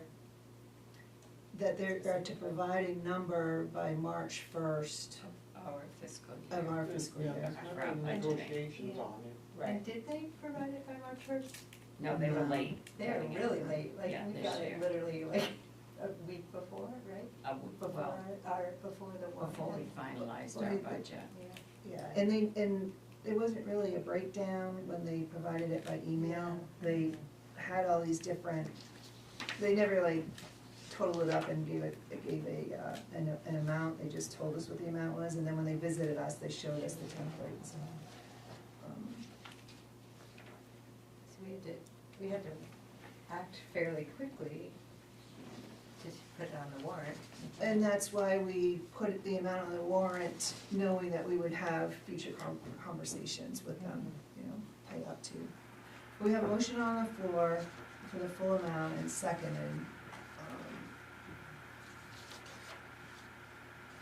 My only, I guess, hang up is, I don't wanna be a scapegoat if something happens, and I have zero faith in the sheriff's office administration to not throw us under the bus, given the opportunity. And what I mean by that is, if we don't fulfill pay the full amount, and, you know, there's an armed robbery or some kind of disaster, which there's going to be at some point, they do happen in Bethel, and it takes, you know, an hour for a deputy to get here. I don't want the sheriff's office to turn around and say, well, the select board didn't pay their bill, so we didn't have a deputy in there. I don't want that to be on us. That is happening. I have no doubt that that scenario is happening. But when that happens, I want it to be on them, not on us. That's my fear with not paying something in its entirety. If anything, I could see the 21,666, because we've asked for that and we haven't got any answers, right? Is that correct in saying that? That's my opinion. We asked that they redefine that if that's what they're saying. So I guess in that case, I can get behind not paying that until they give us an answer. But I do still fear Yeah, it's starting to have like retribution kind of things going. But we didn't say at the meeting though that we didn't put that out there that we might not pay if they can't give us that line. So I think they'll have more leverage on us than we'll have on them, if we go that way. Definitely believe that.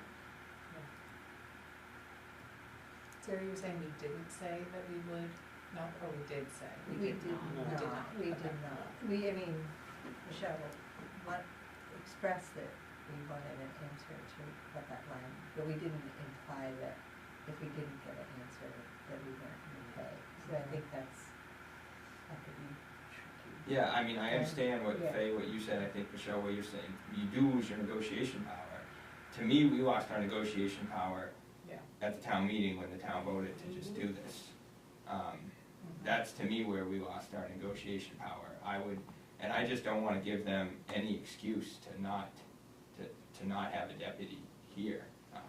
But I will say the 2001-66, I could possibly get behind not doing, not paying that until we get an answer to that. I think that's fair. I mean, we asked, show us if that's, they couldn't tie it back, they can't tie it back to the budget, and we did say, well, if it is a different number, show it to us.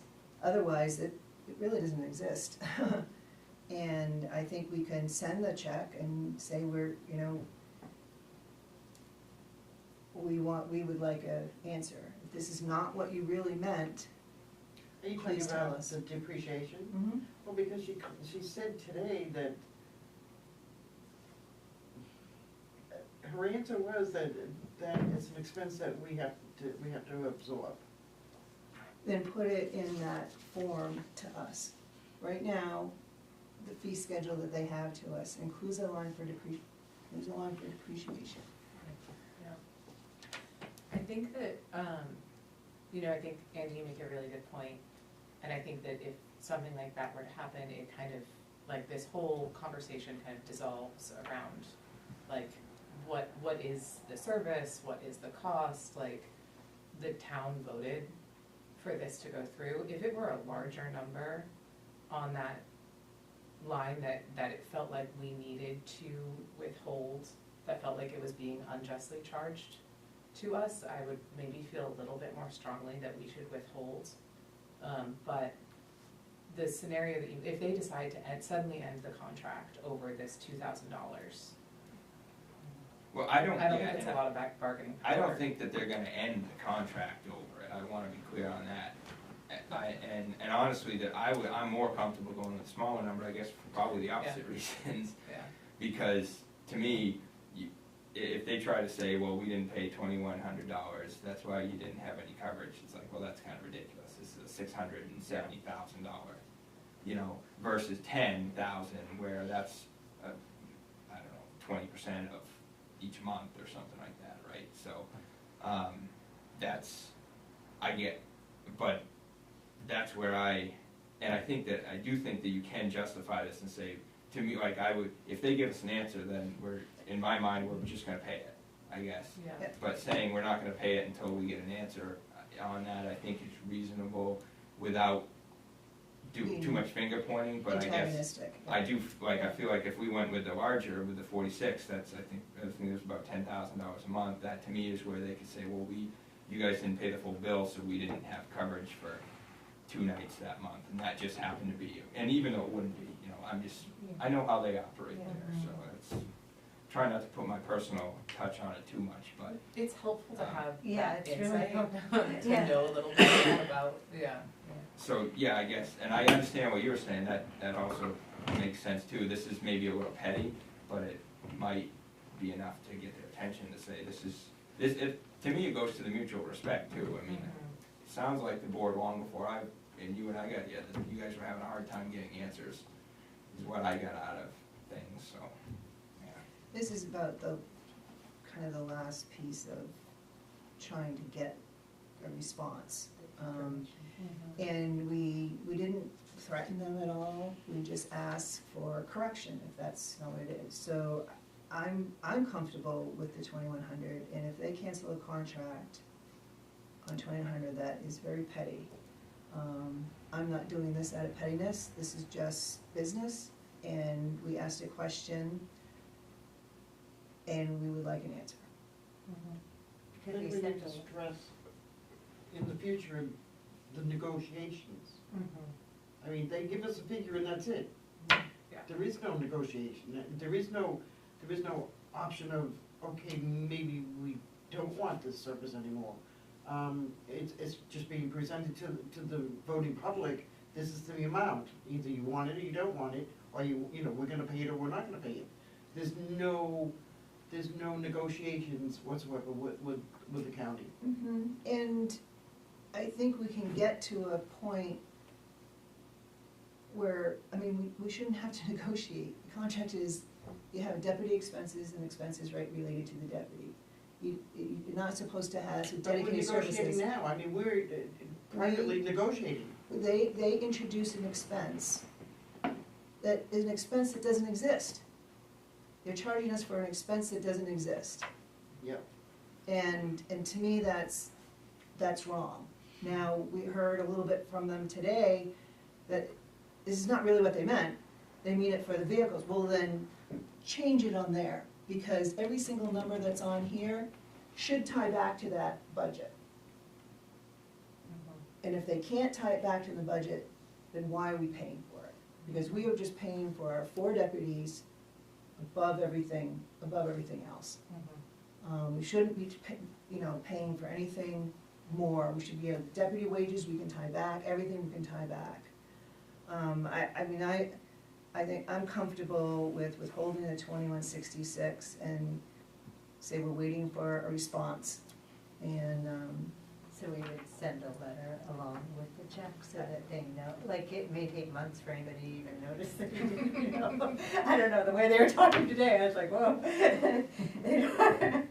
Like, I would feel comfortable if we put a note in it that, it's less that amount, and we're hoping to hear an answer soon in regards to the depreciation, and they may come back and say, what we really meant was, this is for vehicle maintenance. Okay, to me, that makes sense.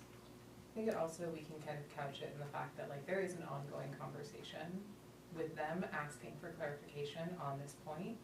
And it doesn't actually make sense for us to pay something that we've asked for clarification on until we've gotten that answer.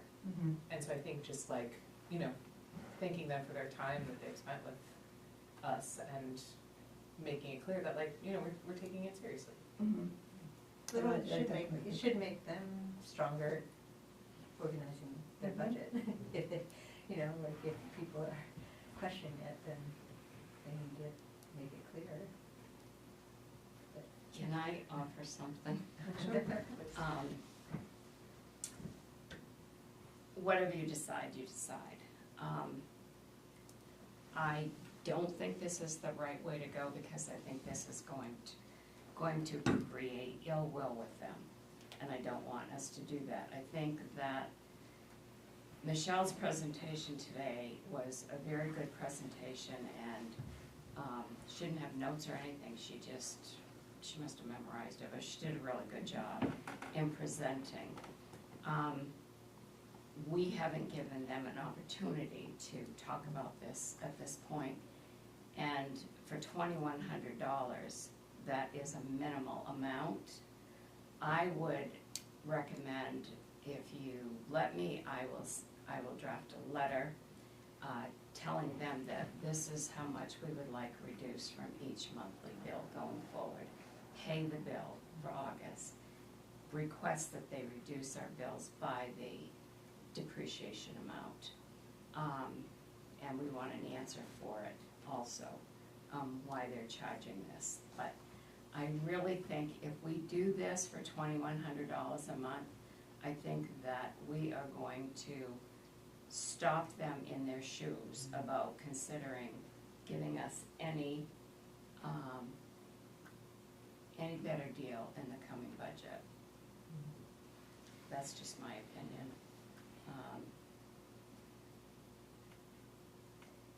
I think that's a good point. I mean, because we did talk about mutual respect, so I think that. So can we give them a deadline, so essentially for an answer in September would be the next one, I I could guess? just say I would like an answer within 30 days before the next, Yeah. well, it Before the would be next less bill. than 30 days, Yeah. because the next bill would be due September 15th. But I would request an answer within 30 days. I could add that into it. Yeah, what complicates this is the timing of this all. Right.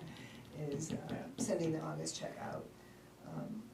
I don't wanna lose our momentum, perhaps if we go in this direction, we can thank them for their time, and the most immediate thing to us is a response on this for them. Then we have set our groundwork, to be able to not pay it if we don't have an answer, if we so choose. Yeah. I don't think, like Andy said, I don't think they would cancel our contract for that amount, but we don't know that for sure. The other point that I was gonna make and I didn't was that the voters did vote to pay the full amount. I mean, they gave us a bill, and that's the amount that we put on the warrant. And I think negotiating a new cost is within our right to do, which is what we're trying to do. Yeah, we received the information late, and we did struggle with what amount we were gonna put in. And we also, I think, in my opinion, I thought it was clear from the town meeting that we appropriate up to that amount, but we had not finished trying to pay less. And we had meetings, we had meetings planned, and so it was kind of clear to me that the town was kind of with it. Okay, this is the highest amount appropriated, if you can do anything better, go for it. So I don't wanna lose that. But this is, to me, we didn't really have that much time to kind of look at this stuff in detail, kind of digest it, but this is just, that's pretty blatant to me on that. So you are saying that, so you agree with Sharon that writing a letter is okay, like, and paying for August and then, or is? I could step back for a month and go with that, as long as it's clear to them, and it would set the groundwork, but, I think the answer needs to be before the next bill Yeah. test, though. yeah. Without a That's doubt. whatever, so that's why I might say 2 weeks versus 30 days. Do they meet again, or the They- They meet once a month, so, Like, one's a workshop, one's another, yeah. but we can always not pay the bill until the end of the September? next End of the month, month. yeah. Yeah. At some point, it all depends on what you gotta make a stand either one way or another at some point, Yeah. right? If we want, and the only thing we have now is paying. So today's the 19th, tomorrow's the 20th. So even if, we can do the 30 days, being still the be- same timeframe, Yeah. that'll still work, Yeah, like- because it would be before the end of September. So, if it was drafted, say the 20th or 21st, then you would have the 20th or 21st of September. We could even say, like, if, like, they can't give us an answer, they could give us an extension on our next bill until that's resolved. Mhm. So that we're in agreement that that Yeah. is what needs to be resolved before. Yeah, that's a good idea too. So I'll amend my motion to approve with the condition that the town manager communicate to the commission that we would like a response on the depreciation piece within 30 days. Second? Any further conversation? All those in- There. We have to say so I hear it. Second. All those in favor? And the motion passes unanimous. I'd just like to make a suggestion that this part is done in the beginning, I mean, before it goes to the voters. And I understand we had limited time, but could we not have a special town meeting for just that? For the, voting on the budget, for the For police. just the budget for the sheriff's department? We could if it were before tax commitment. tax commitment, So what was because also, we need it for that. what was also encouraging, and the context was in, the fiscal year change, but Commissioner Millett did ask for our flow of budgeting. And we said, begins in, March. Right. So he took that down, and, Right, I mean, it just doesn't make sense that we're going through all this now, after we've already been billed, after it's already been approved. So do you understand where I'm going? yeah, Okay, I mean, then that's what I'm considering negotiations. I mean, if we have issues with it, it's kind of described as negotiations because we're not satisfied with what they're presenting. and we'll have to keep this in mind when we get to that point where we're And budgeting. I think I mentioned to you that, about a yearly, contract or agreement, whatever you wanna call it, a signed, agreement with the figure on there, and with what that, not necessarily what the amount includes, which should be, an attachment maybe, but just what the contract itself includes. And I would like to see that on a yearly basis, that it's, that everyone's get a signature on it. So I did talk to Zane about that after our last meeting. That was when he told me, of course, Mexico just signed on with them. And what he said was, he said, we just signed the agreement with Mexico. And I said, so you've got an actual agreement that you just signed with Mexico? And he said, yes. And I said, that's what I've been asking for now, since Frank and I came to meet with you and the commissioners, is that we have an annual agreement that we sign every year. Exactly. So I said, can we have this same agreement? And he said, well, the agreement wouldn't be the same as what Bethel's would be, because he said they're new, so it would have new language. And he said that's because, remember when he came here, he told us that they were in the process of drafting a new agreement for us. And I asked him where they were in that process. It's at the attorney's right now.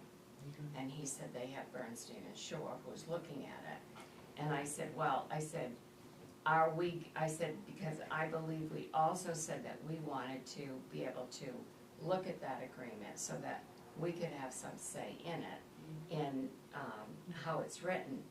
And he didn't really respond that it was going to be what we wanted in it was gonna be what they wanted in it. But it was at the attorney, so I do know that they have a new agreement that was sent to the attorney to review, but it's not gonna be the same one as Mexico's, because this is Mexico's first year. So I know they are working on that, I just don't know what the language is. Right, and I think it's important to have the figure on there too. If we're signing a yearly one, then it should have the figure on there also. And like right now in the agreement, they are supposed to have that number to us by March 1st, so that we can use that number, or we have time to negotiate that number. But this year, I think it was actually into either, this is when he sent it, April 17th. That's when he sent us the budget number.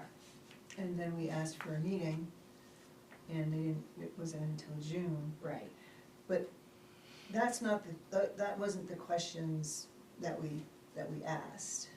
That this came out in a response, and they still never answered the questions. They answered one of them, which was reconciliation of everything. Because we wanted reconciliation, that was one of the pieces. And, where are we having the deputies here, and all that. And we asked for that line item again, because we couldn't tell what we were fairly being charged for. And they came back and said, you cost too much, we're not giving you back the admin fee. And they came up with this new number. After that, yes. After that.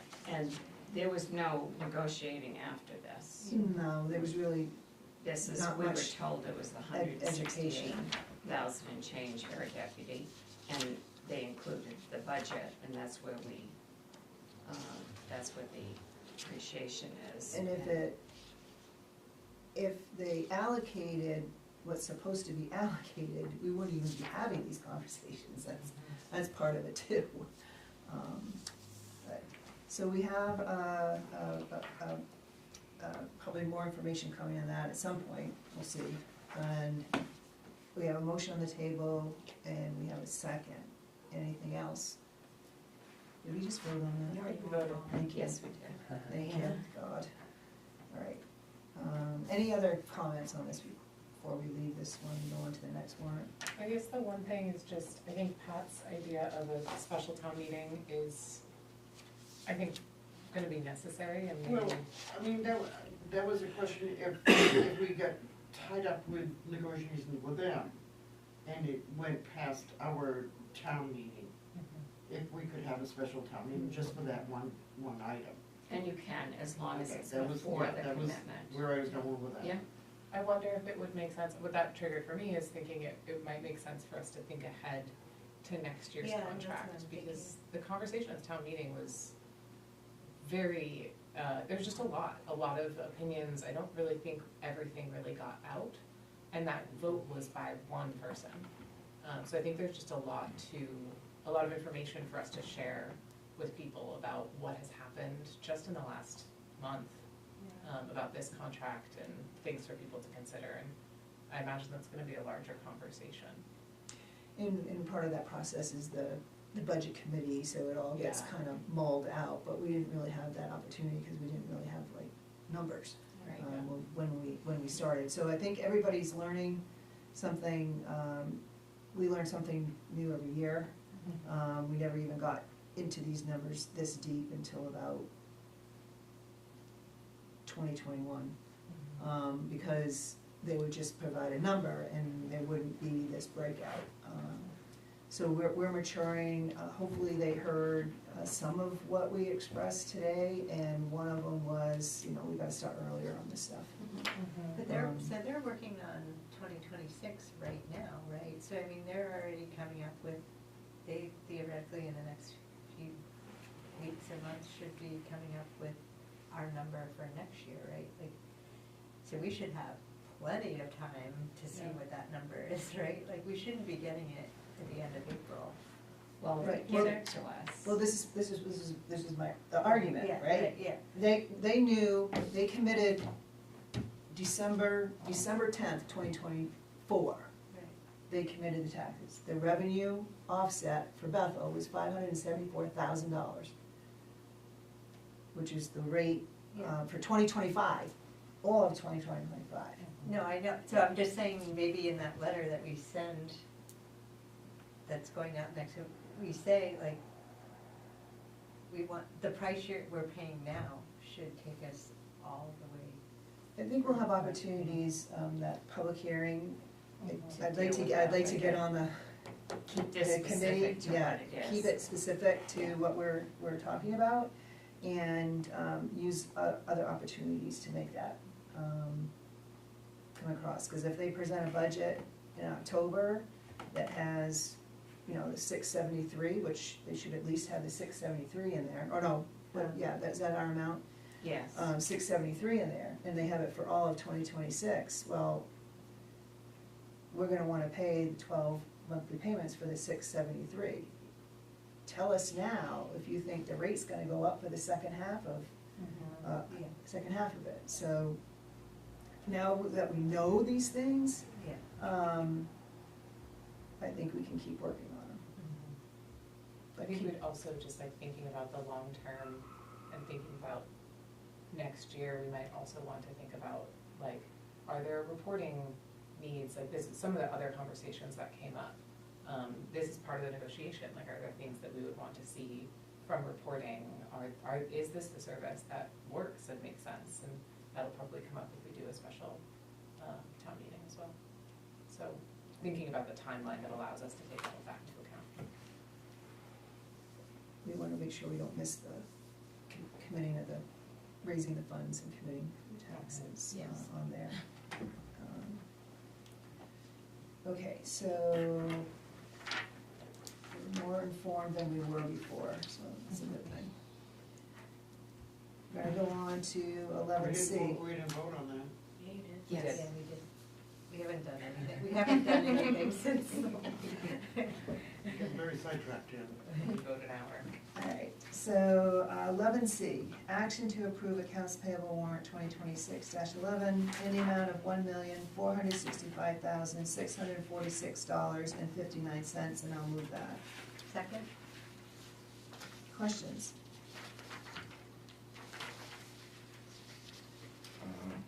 Here you go, your county payments in this one.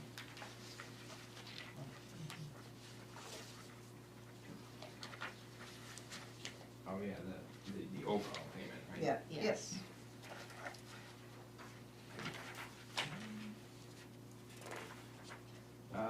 Just for knowledge purposes, for my understanding, things like the Bethel District Exchange, historical, are those one-time payments that we give them each year? Yes, that was, those payments were voted on, under social services, on the town warrant, and they're once a year. Okay, and then I assume that the county taxes was the That's year's what worth our of share county is taxes? of the county taxes Okay. due September first, yes.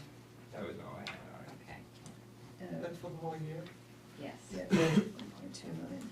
We have to pay that one fund, you know? Yeah, by statute. So far, there are no mistakes that we know of.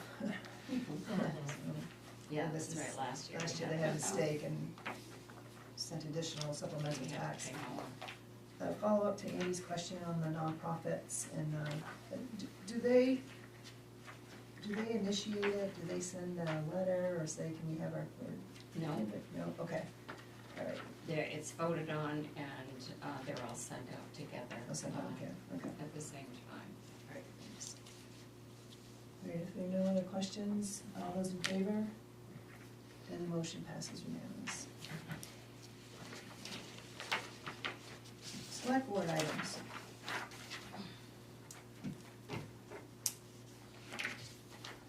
No. That, I would have a couple, I was just wondering if maybe this fall we can really start talking about this building, the whole block building, and like, are we gonna make plans for it? And just, I don't know, it's just so we're not, I guess I'm thinking that way just because we're working on the community resilience grant, and it'll be focused on this building, but I just feel like if we keep doing projects where we're putting a lot of money in, do we wanna start to think about, is this where we're gonna stay? I was reading the audit report through the Conservation Commission, and it said that it was a very small percentage of this building that is used. 25%. 25%. It's only this floor. It's only this floor, so the other floors are just empty. Empty. There's a beautiful theater upstairs, so I've never you seen should it, see but it. I've heard, yeah. I mean, there's definitely potential. I mean, Scott gave me a wonderful tour, and we spent a lot of time going through the whole building, and I don't know, I feel like there's potential, but I mean, it will cost lots of money to fix up. And, I mean, you may have seen on that report, I forget now what the number was, but the number of air exchanges per hour for this building is basically being like outside. I mean, there's just, you're supposed to be, well, it said the goal was 5, but I know my husband's building a house right now, and they're aiming for 0.01 air exchanges per hour. So I mean, there's a lot of air moving through this building, so we're losing a lot. And we just regained or took back, actually, I don't know if we ever had it, where the newspaper was. So that space is available to us on this floor. And the basement's being redone, and we would have to do more mitigation if we use the basement, storage and stuff. It's worthy conversations to have, and we could schedule it somewhere with everything else that we have going on as an agenda item to talk about. Yeah, I mean, it does seem like it should be one of the higher things on our list. Well, we were talking about it 8 years Yeah, ago yeah, I when know. we first did here, so. Whose jurisdiction is it, like, is it just select board to think through use of the building, or are any of the other boards or committees engaged in that? Would it make sense to have like an ad hoc committee that thinks through like, what are the repairs that would need to be done? What is the like kind of cost benefit analysis of how things could be used? I think the building maintenance and the health of the building and that type of thing gets worked through with the staff. As far as like use or future users, there can be ad hoc committees, but the select persons with whatever is appropriated by the townspeople, can work within capital projects, and that sort of thing. There isn't a committee that exists for that now. We could have an ad hoc committee. There is a capital improvement committee, that's the chair and vice chair of the select board, chair and vice chair of the budget committee, and then an at-large, committee member. And they'll start to look, they usually meet in February, with a 5-year capital plan presented by the town manager. And so We'll start to look at that. we could potentially charge that committee with that, but the final decision would, Yeah, I assume, come back. yes, yeah.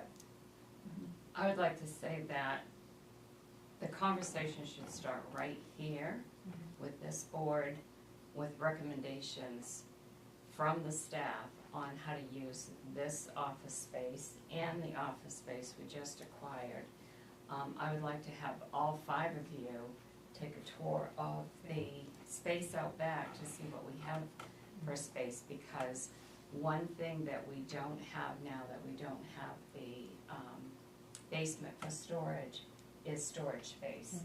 And we have started to utilize one of the rooms that we have locks put on it now for the confidential storage. We have used the back rooms for meetings when they overflow here. But I think it needs to start first with the 5 of you seeing the large area that we have back there. I was really amazed several months ago when I looked at that, and then see how the town office can actually use that space, incorporate it with meetings. I'm not talking about the upstairs at all, that is different, but I think that we are lacking so much space here that using that space, there's also the opportunity to break through these walls. We know where actually the walls were seamed up to close them off. That could actually be an excellent meeting room back there that would, combination with this, we could actually hold town meetings in. So there's a lot of opportunity to look at in the space. That's great. You take it step by step. Right, That would be the first step, is this. Yeah, no, I do feel like, and that's what I mean, is like, it feels like now would be the time to really start thinking about that, so that we're ready for budget season to say. Yeah, I am not talking about like redoing the whole building right now, but I do think like that can be super useful to making this a better space. Can we do a workshop on that? And that's how we can do it, rather than doing it in a selectmen's meeting. Because our meetings Select would board like, meeting, right. But within the next few weeks, if you want to, let me know when you can come in individually, and that way it's not a meeting, and we can go through and look at the space. I don't need to go in there, I've cleaned it for years. So you know, but if you haven't been in and would like to see walls down. Well, what's in if we it. kind of, if we take the next month to 6 Yeah, but I weeks know- to I make know the sure space, that yeah. everybody Yeah. takes a look, and then after everybody's taken a look, we can start to put things together. Okay. Or could we come in like a half an hour before the next select board meeting to walk around together, or is that's considered, I mean, I know that's considered a meeting. It's gonna be a meeting, and then the press can come and everybody can come. Okay. I think it would Okay, be yeah, more yeah. Okay, yeah, that advantageous makes sense. if you Yeah. come in one at a time, take an individual tour, that way you can see the space, we can talk about the area. at your convenience, and we can accommodate whatever time you have. Might Just- also be helpful, sorry. I was gonna say, just let me know when you wanna go. Great. Would it be helpful to get kind of a report from folks working in the office about how they might be able to utilize that space, things that I think would they be should be helpful for included them? in the workshop maybe? Oh, I'd work through our town manager. Yeah, we've okay. discussed that here Okay. on, that's why we've already started using some of it and putting, some of our storage there. You know, when you're hopping over file cabinets to get to things, cause you're so full in here. Yeah. So I think that would be a good place to start. And can we see the second floor as well? I know it's Oh, probably sure. a different conversation, but Yeah. it'd be All you nice have to do is, just ask when, let us know so we know you're coming. Yeah. And then someone can take you upstairs. Okay, so we have a mission over the next month to 6 weeks to individually take our own tours, and we can put something together. I sense the next couple of meetings are gonna be pretty focused with, How about Fine. October? yeah, I'd go into October, Okay. yeah. Because we still have sewer budgets and all this other, and all this other Yes. stuff, so I would look, that would still give us time to have conversations prior to the budget meetings. Any other items? I was also just wondering, when we had that group select board meeting, we talked about, maybe doing group purchasing of fuel oil, and if that, did that ever happen, or, I mean, in terms of collecting that data from each town, remember Tanya was. I don't know, if Tanya has the information from all the towns. I have it, I just haven't sent it to her yet. Okay. She's new, so she's really swamped right Yeah, now. yeah, She'll have it before the next meeting. okay, okay. September 15th, right? Right, Yes. yeah. Okay. And did we get an updated, list on the restaurants and their, permits and licenses and? We're working on that right now because what we want to do is, it was started, but it was never completed. We want to align the entertainment permits to be due at the same time, the same time the establishments have a liquor license renewal. So there are several establishments that have both a liquor license and an entertainment permit. Some only have a liquor license, so that would stay the same. But those that have two, we wanna make sure that we align it so that their entertainment permit is due the same time as their liquor license. Some of them are gonna have to be, worked through, and right now, we do have a lot going on, but that's what we're looking at doing, is aligning them, because it's just so much easier when their liquor license is due, you know that they have to renew their entertainment permit at the same time. But, yeah, we haven't got that complete yet. I have two things. One is, I brought this up to Sharon the other day, I noticed that Winter Street was blocked off. It's one of the intersecting streets at Gould, and just wasn't sure. It appears that maintenance is being done or something like that, because they're contained, whether we're containers. They're up on the roof, I saw them. Yeah, so I don't know why it was blocked off last night, maybe it's opened up today. I don't know. I was blocked off the other day when I went. It was? By. I think it was yesterday, I saw them up on the roof. It was still blocked when it came to the meeting tonight. Yeah. All right, so I'd be curious, usually those things come before us on that. But, I mean, it's obvious they have a reason why they are, I'd just like to know what that is. Do you want me to call?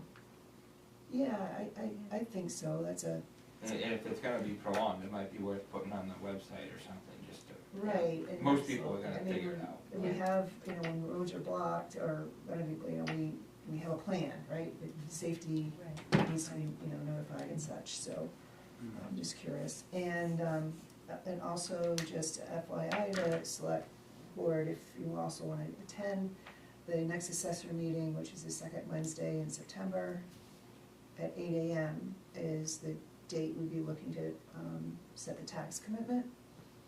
And, it's a public meeting, so you're all welcome to come, but, Can you say the date again? I did set the date. September Oh. 10th. Is it September 10th? Yeah. Which, it should be the second Wednesday at 8 AM here. Some factoring, will need to be, or the assessors have given the assessor, agent, direction to do some factoring, and then we'll be sending it. Anybody have anything else? I have one thing I received, and I meant to bring it tonight, and I totally forgot, a letter from a young lady in town, bringing to our attention that there is a, veteran gravestone out on Middle Intervale that doesn't have any markings on it. And I'm not sure, the gist that I got is they're looking for some kind of military marking. And I apologize for not bringing the letter in, but is that something that the town, that we can help them out with, getting that kind of thing out there if it's not there? So, The Legion the usually Legion care of takes that. care of all of the veterans markers, so. Right, so this is coming from someone who's very familiar with the Legion, so I'm thinking that I may be misunderstanding what they're asking for. But they're asking for some kind of marking on the, Well, the marking would be done, we have a budget that that's approved on the warrant for this, that is given to the Legion, and they take care of all of the markings. So Okay. if there's a veteran's grave that isn't marked, then the Legion would be marking that grave. so Sharon, if it's all right with you, what I'll do is I'll bring the letter next time, and I might try to get a couple of those questions answered, because it was a little unclear to me as to what kind of, was it Okay. like a stone? Right. Was it like the flag Yeah. with the emblem on it? I wasn't real clear as to which kind of Okay. marking. Cause what they do is they put, it's the placard, Yeah, the bronze, I don't know really what they're called. It's a round, right, with So usually bronze it's that's, with- flag. on a it's an stick. emblem of the service that yes, they were in. and then, the flag, so that's what's put on the veteran's grave. So I don't know, I mean, they don't buy stones, but No, but the veteran can get a free marker, I mean, a free stone, yes. Yeah. but I don't know how old that person is. It's an old grave site. Well, we can start by you bringing in the letter, and we Yeah. can look at the options. See which cemetery it is. Yeah. Well, and yeah, and I get, then maybe Scott, you would know, they just said Middle Intervale, and I know that there's a cemetery on Keepin Hill, but is there, Right by the Yeah. main is house. there, that to me is not really Middle Intervale. There's like 3 on Yeah. Intervale Road. Okay, Are they all public, with the town, or some of them Mhm. private? Okay, so it may even be that, it Yeah. might be the private one, so I Well, guess we'll start, yeah. we'll get some more, but I may come in, next week or something, Okay. Sharon, to talk to you about that. Yeah, if that's and we'll right. start by finding out exactly where it is and what the person is looking for. Yep. Okay. Any other? Make a motion that we adjourn? Second. All those in favor? Unanimous, thank you, everybody. Long meeting, but good meeting. Yeah, put her at 7, I was like, oh, what is it? Bartlett, Keeping Hill, and